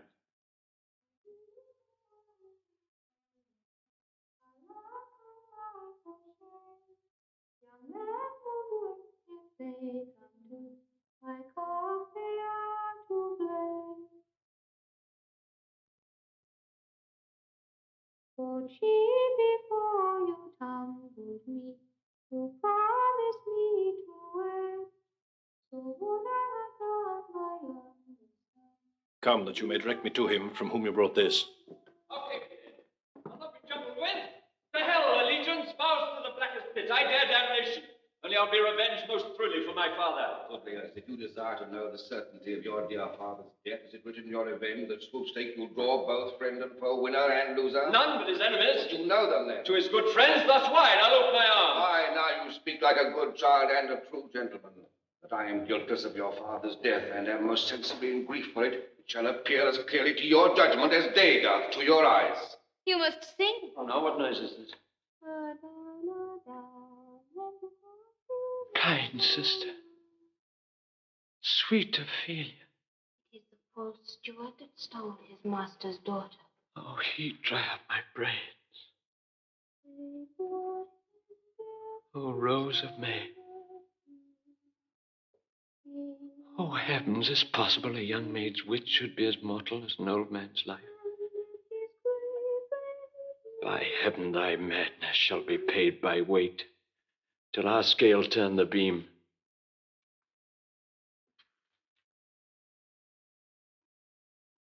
Fare you well, my dove.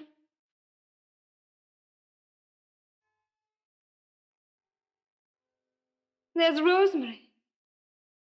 That's for remembrance.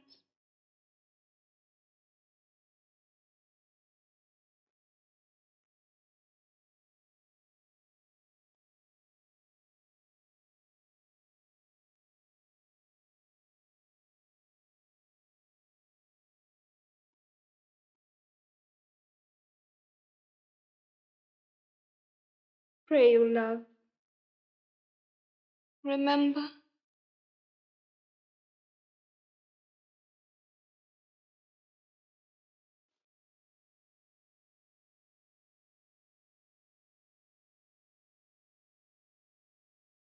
There is pansy. That's for thoughts.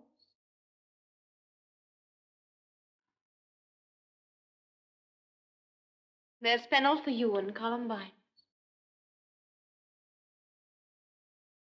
There's rue for you. And here's some for me.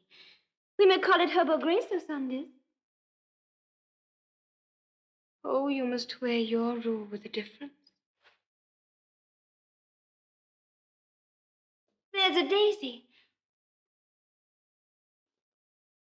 I would give you some violets, but they withered all when my father died. They say he made a good end. For bonny sweet orphan is all my joy. Do you see this, oh God? And will he not come again? And will he not come again? No, no, he is dead. Go to thy deathbed.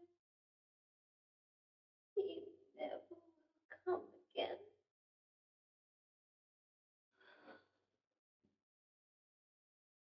God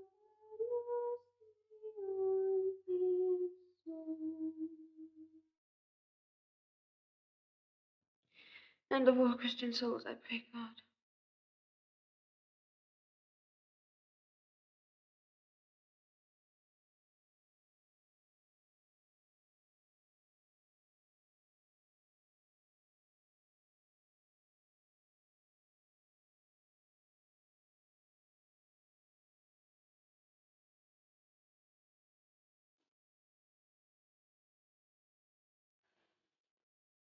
God be with you.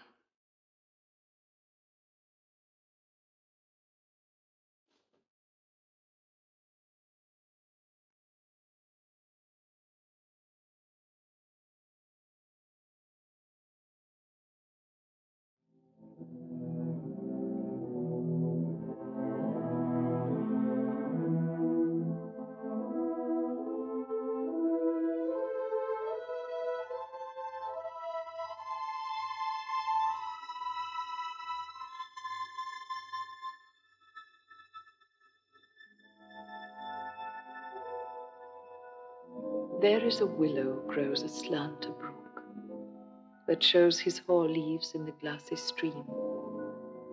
There with fantastic garlands did she come, of crowflowers, nettles, daisies, and long purples. There on the pendant boughs, her coronet weeds clambering to hang, an envious sliver broke, when down her weedy trophies and herself fell in the weeping brook. Her clothes spread wide, and murmured like a while they bore her up.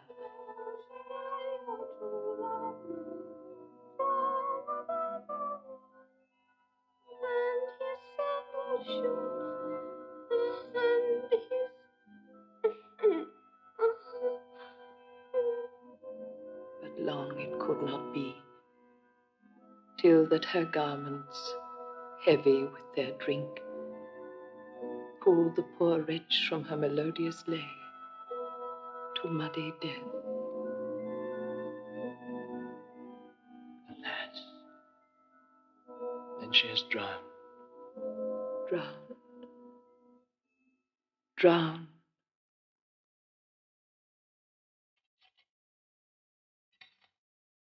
In youth, when I did love, methought it was very sweet to contract, oh, the time for, oh, my beove, methought there was nothing meet.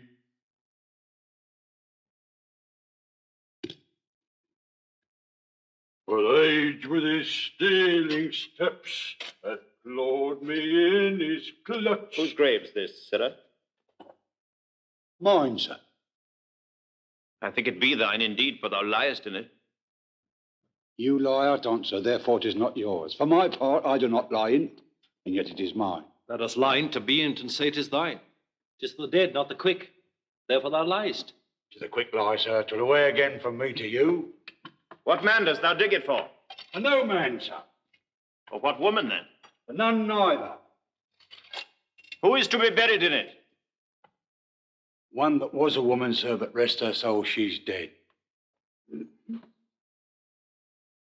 How absolute the knave is. We must speak by the card, or equivocation will undo us.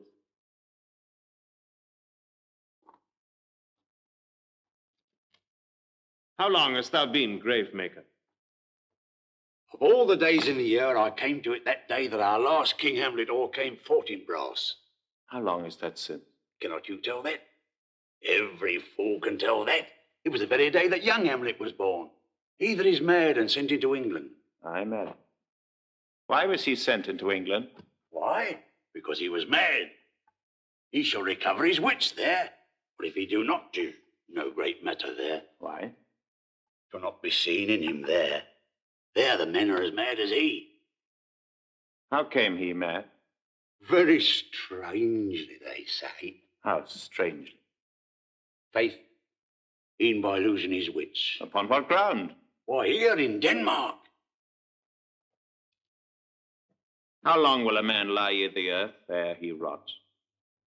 I' faith, if he be not rotten before he die, he will last some 8 year, 9 year.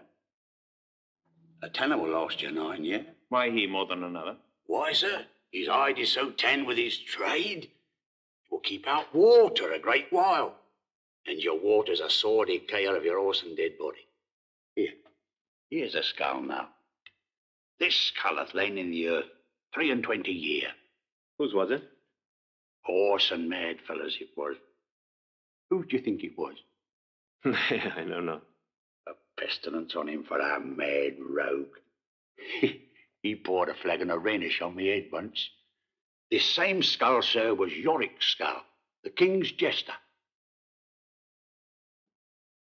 This? In that.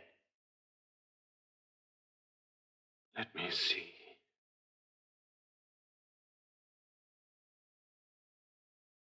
Alas, poor Yorick.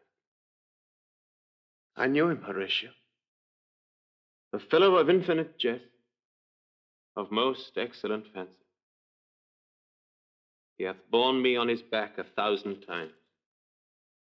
But now how abhorred in my imagination it is, my gorge rises it.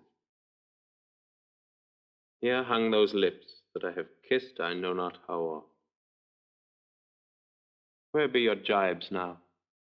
Your songs, your gambols, your flashes of merriment that were wont to set the table on a roar? Not one now to mock your own grinning. Quite chop-fallen. Now get you to my lady's chamber. Tell her, let her paint an inch thick. To this favor she must come. Make her laugh at that. What's up?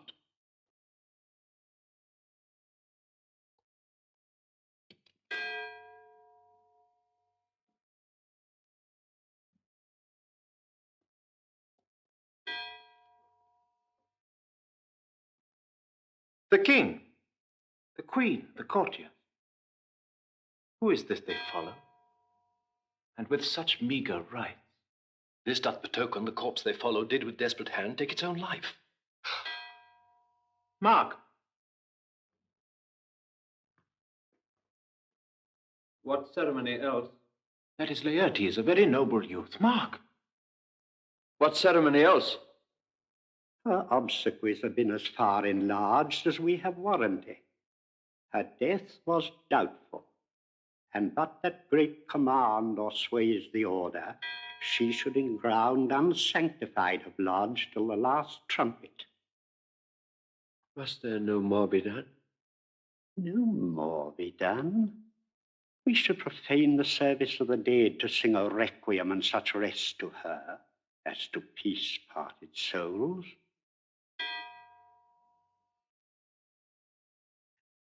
Lay her in the earth.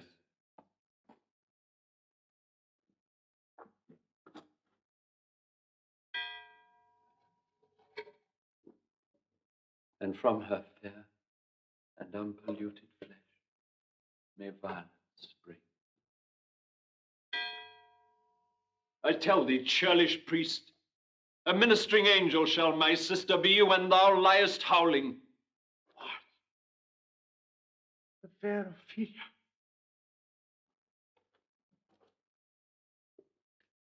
Sweets to the sweet. Farewell. I hope thou shouldst have been my Hamlet's wife.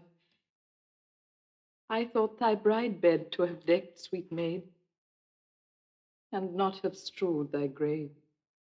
Oh, treble woe fall 10 times treble on that cursed head, whose wicked deed thy most ingenious sense deprived thee of. Hold off the earth a while till I have caught her once more in my arms. Now pile your dust upon the quick and dead, till of this flat a mountain you have made. What is he whose grief bears such an emphasis? This is I, Hamlet the Dane. Devil take thy soul. Thou prayest not well. I pray thee take thy fingers from my throat. Hold off thy hand. Doctor, come asunder. Lord, be quiet. Why ever fight with him upon this theme until my eyelids will run the wag? Oh, my son, what theme? I love to feel. 40,000 brothers put up with all that quantity of love make up my sum. What wilt thou do for her? He's mad, Laertes. Don't show me what thou wilt do. Would weep, would fight, would fast, would tear thyself, would drink up poison, eat a crocodile, I'll do it. Dost thou come here to whine, to outface me with leaping in her grave? Be very quick with her, and so will I. Or if thou pray to mountains, let them throw millions of acres on us. Nay, and thou mouth, I'll rant as well as thou. This is mere madness, and thus a while the fit will work in him. Anon, as patient as the female dove, his silence will sit drooping. Hear you, sir. What is the reason that you use me thus? I loved you ever? But it is no matter. Let Hercules himself do what he may. The cat will mew, and dog will have his day. I pray you, good Horatio, wait upon him. Good Gertrude, set some watch o'er your son.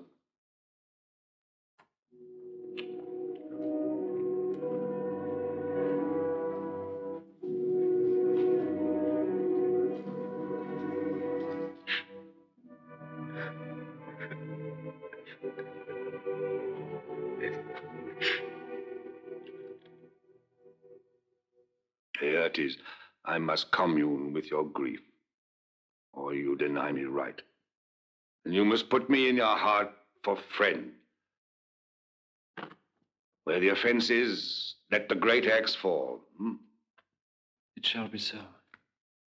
But tell me why you have proceeded not against him. Oh, for two special reasons which may to you seem much unsinewed. Yet to me, they're strong. The queen, his mother, lives almost by his looks. And for myself, my virtue or my plague, be it either way, she's so conjunctive to my life and soul that as the star moves not but in his sphere, I could not but by her. The other motive is the great love the general people bear him, who, dipping all his faults in their affections, convert his sins to graces. And so have I, a noble father lost, a sister driven to a desperate end, whose worth, if praises may go back again, stood challenger on mount of all the age for her perfections.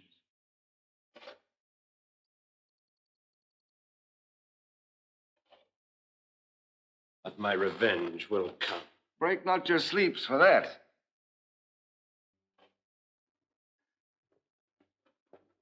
You must not think that we are made of stuff so flat and dull that we can let our beard be shook with danger and think it pastime.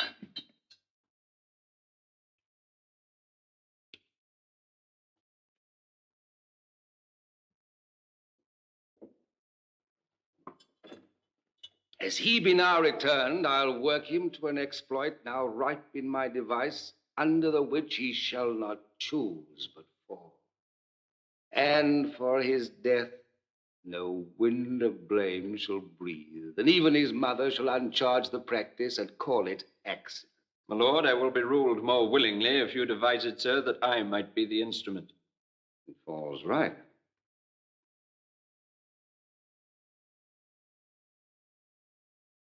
You have been talked of since your travel much, and that in Hamlet's hearing, for a quality wherein they say you shine. 2 months since, here was a gentleman of Normandy. He made confession of you, and gave you such a masterly report for art and exercise in your defense, and for your rapier most especially, that he cried out would be a sight indeed if one could match you. Sir, this report of his did Hamlet so envenom with his envy that he could nothing do but beg and wish your sudden coming o'er to fence with him. Now, out of this. What out of this, my lord? Laertes, was your father dear to you, or are you like the painting of the sorrow, a face without a heart? Why ask you this? That we would do, we should do when we would. This wood changes, hath abatements and delays, as many as there are words, or thoughts, or accidents. And then this should is like a spendthrift sigh. But to the quick of the altar. We'll put on those shall praise your excellence, bring you in short together, and wager on your heads. Hamlet, being guileless, will not peruse the sword, so that with ease or with a little shuffling, you may choose a sword unbaited, and in a pass of practice requite him for your father. I will do it. And for that purpose, I'll anoint my sword. I bought an unction of a mountebank, so mortal, that but dip a knife in it where it draws blood. No medicine so rare can save the thing from death, that is but scratched withal. If this should fail, soft, let me see. You'll make a solemn wager on your cunning.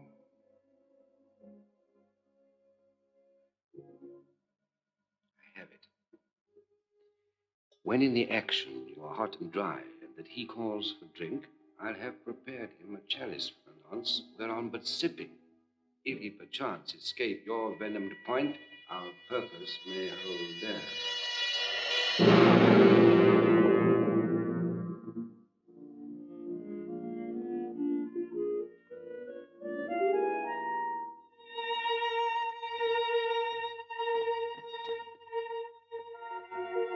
Horatio, thou art e'en as just a man as e'er my conversation coped withal. Oh, my dear lord. Nay, do not think I flatter. For thou hast been as one in suffering all that suffers nothing. A man that fortune's buffets and rewards has ta'en with equal thanks. And blessed are those whose blood and judgment are so well commingled that they are not a pipe for fortune's finger to sound what stop she please.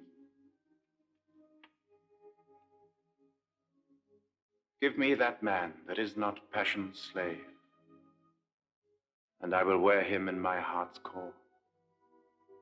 Aye, in my heart of heart, as I do thee. Something too much of this. But I'm very sorry, good Horatio, that to Laertes I forgot myself.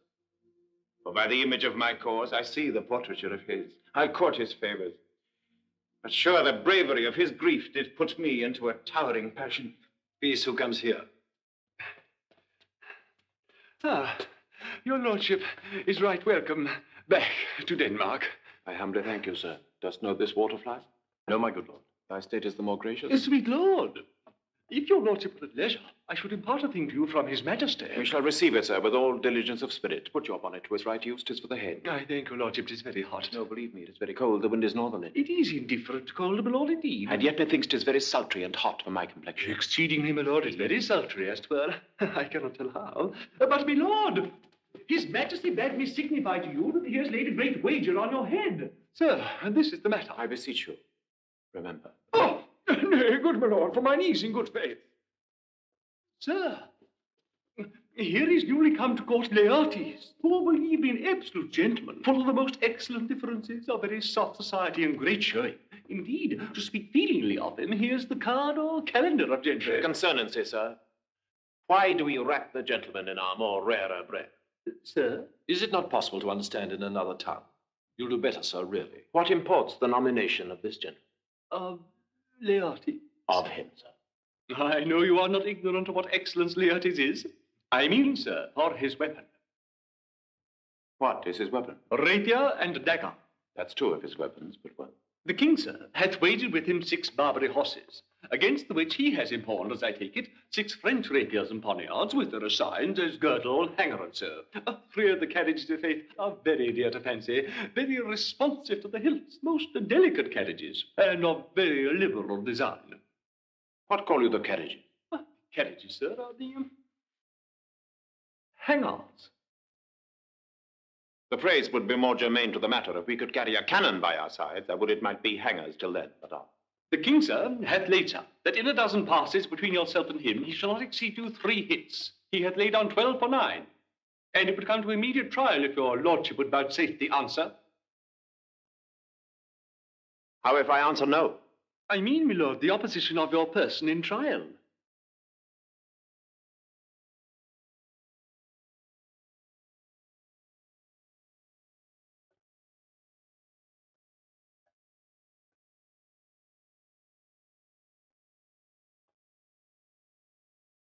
Sir, I will walk here in the hall. If it please his majesty, it is the breathing time of day with me. Let the swords be brought. The gentleman willing, and the king hold his purpose, I will win for him if I can. If not, I shall gain nothing but my shame and the odd hits. Shall I redeliver you even so? To this effect, sir, after what flourish your nature will. I commend my duty to your lordship. Your...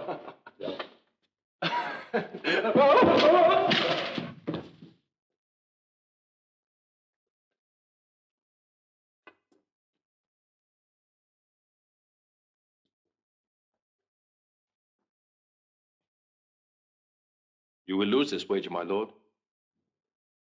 I do not think so. Since he went into France, I have been in continual practice. I shall win at the odds. Thou wouldst not think how ill all's here about my heart. But it is no matter. Nay, good my lord. It is but foolery. But it is just such a kind of misgiving as would perhaps trouble a woman. If your mind is like anything, obey it. I'll forestall their coming hither and say you're not fit. Not a whit. We defy augury. There is special providence in the fall of a sparrow. If it be now, 'tis not to come. If it be not to come, it will be now. If it be not now, yet it will come. The readiness is all. There's a divinity that shapes our ends. Rough hew them how we will. Let be.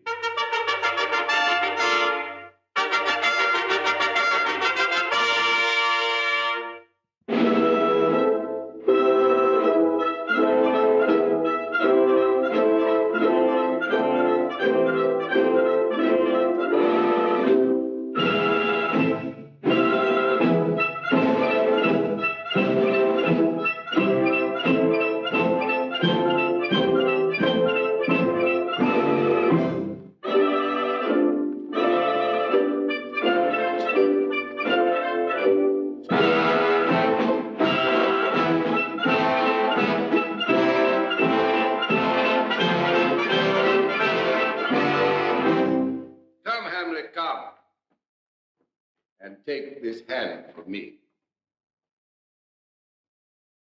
Give me your pardon, sir. I've done you wrong. But pardon it as you are a gentleman.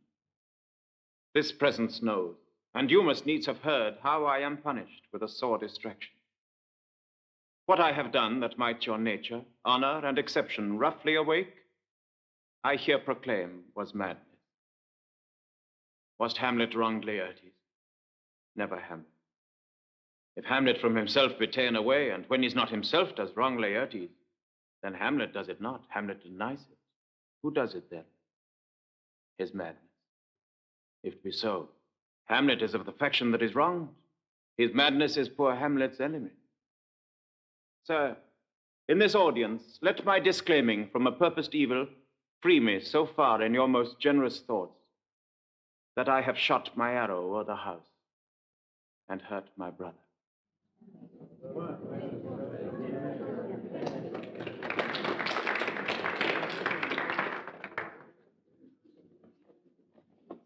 Give us the foils, come on.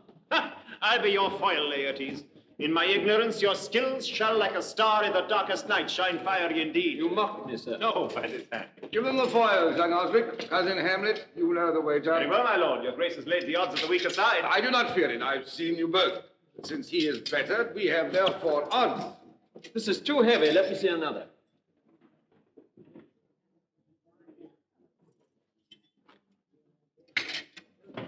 This likes me well. These swords have all a length. Aye, good lord.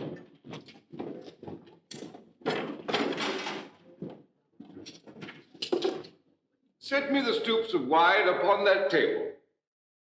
If Hamlet give the first or second hit, let all the battlements their ordnance fire.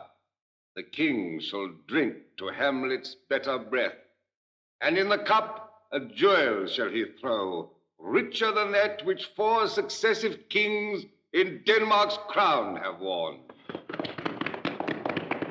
Give me the cup, and let the kettle to the trumpet speak, the trumpet to the cannoneer without, the cannons to the heavens to earth. Now the king drinks to Hamlet. Now the king drinks to Hamlet.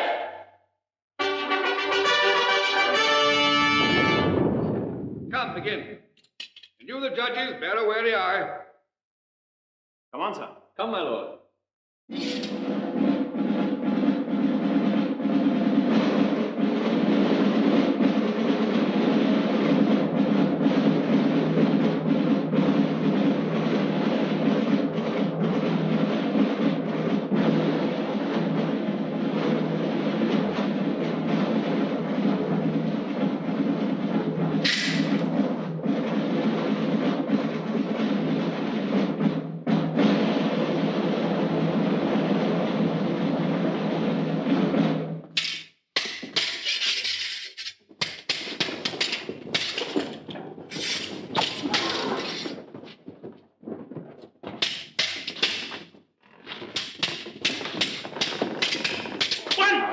Judgment. A hit, a very palpable hit.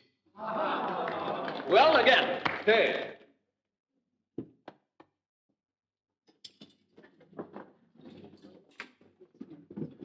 Give me drink.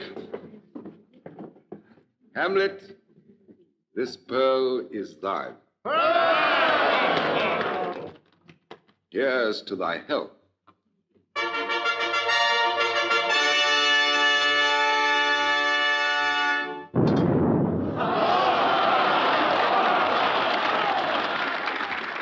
Give him the cup. I'll pay this bout first. Set it by a while.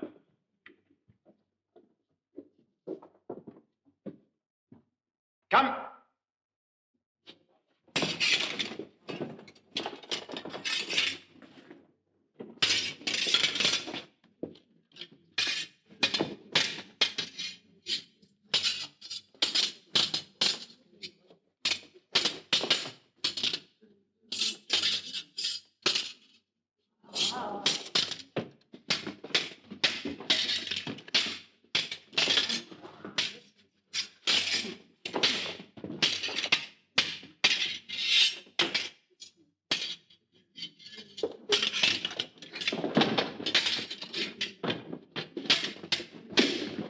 Another hit, what say you? A touch, I do confess. Our son shall win. He's hot and scant of breath. Here, Hamlet, take my napkin, rub thy brows. Good God, you do not drink! I will, my lord. I pray you pardon me. The queen carouses to thy fortune, Hamlet. Good, madam. It's too late. My lord, I'll hit him now. I do not think it. It is almost against my conscience. Let me wipe thy face.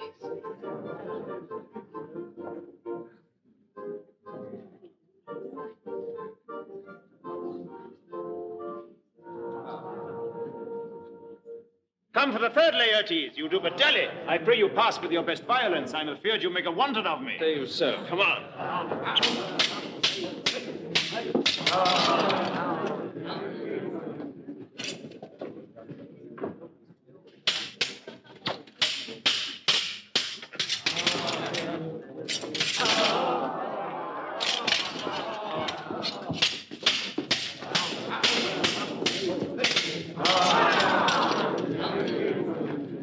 Nothing, neither way.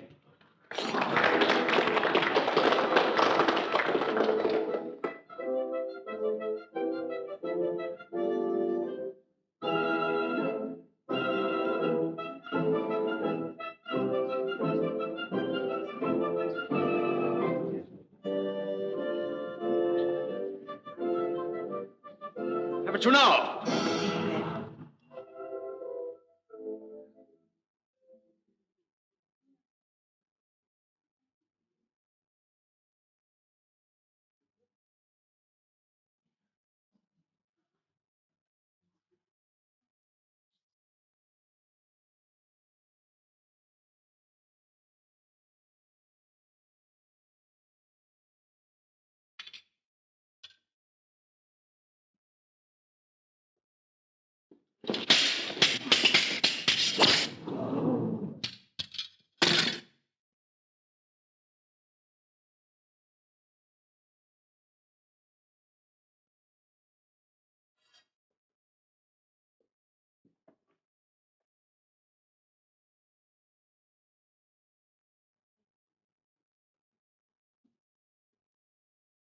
Part them, they're incensed. Hey, come again!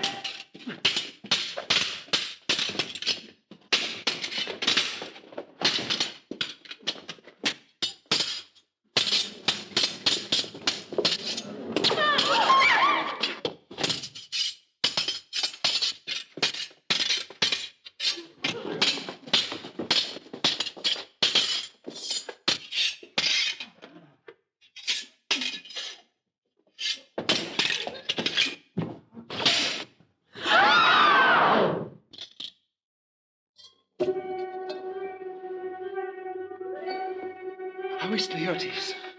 I'm justly killed with mine own treachery.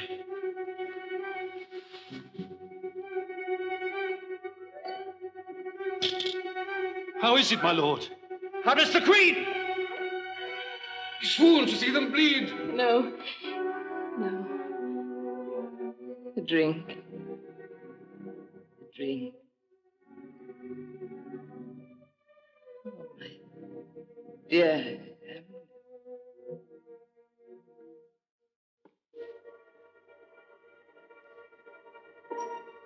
Oh, villain. Oh, let the door be locked! Treachery! Seek it out! Here, Hamlet! Hamlet, thou art slain. Indeed, there is not half an hour of life. The treacherous instrument is in thy hand, unbaited and envenomed. The foul practice hath turned itself on me. Lo, here I lie, never to rise again. Thy mother's poisoned. I can no more.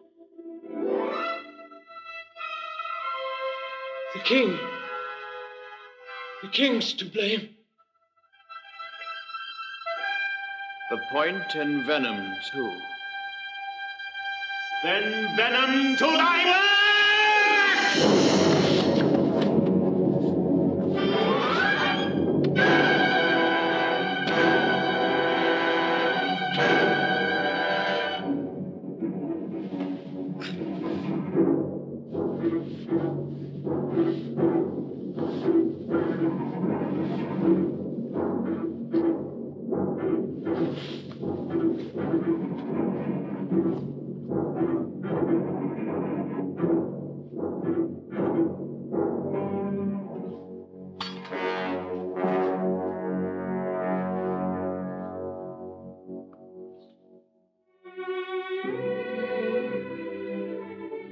Exchange forgiveness with me, noble Hamlet.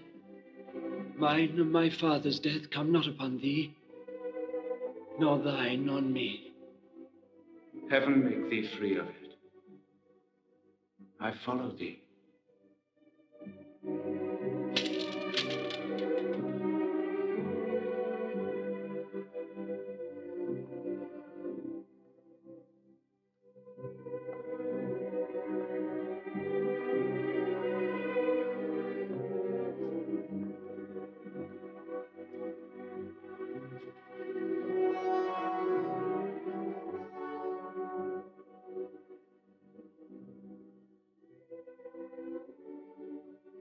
I am dead, Horatio.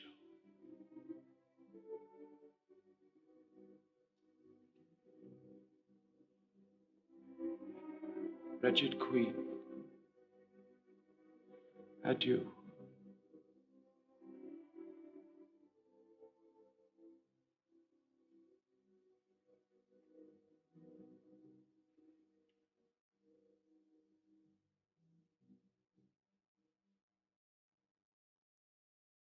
You that look pale and tremble at this chant, that are but mutes or audience to this act, had I but time, as this fell Sergeant Death is strict in his arrest, oh, I could tell you, but let it be.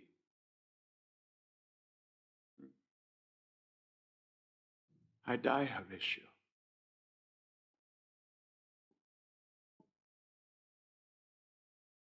The potent poison quite o'ergrows my spirit.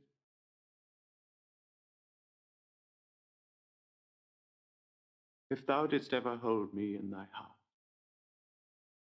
absent thee from felicity a while,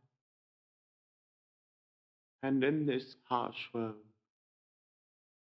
draw thy breath in pain to tell my story.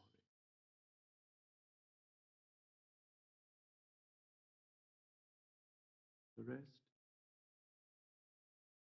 is silence.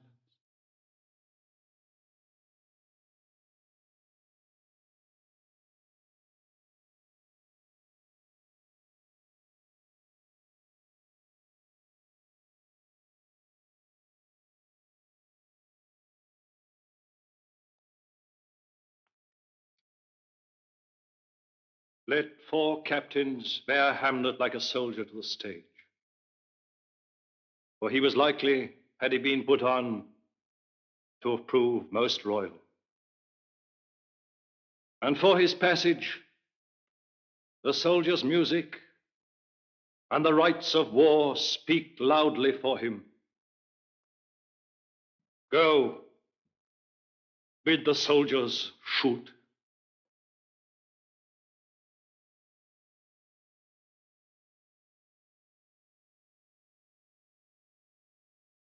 Good night, sweet prince,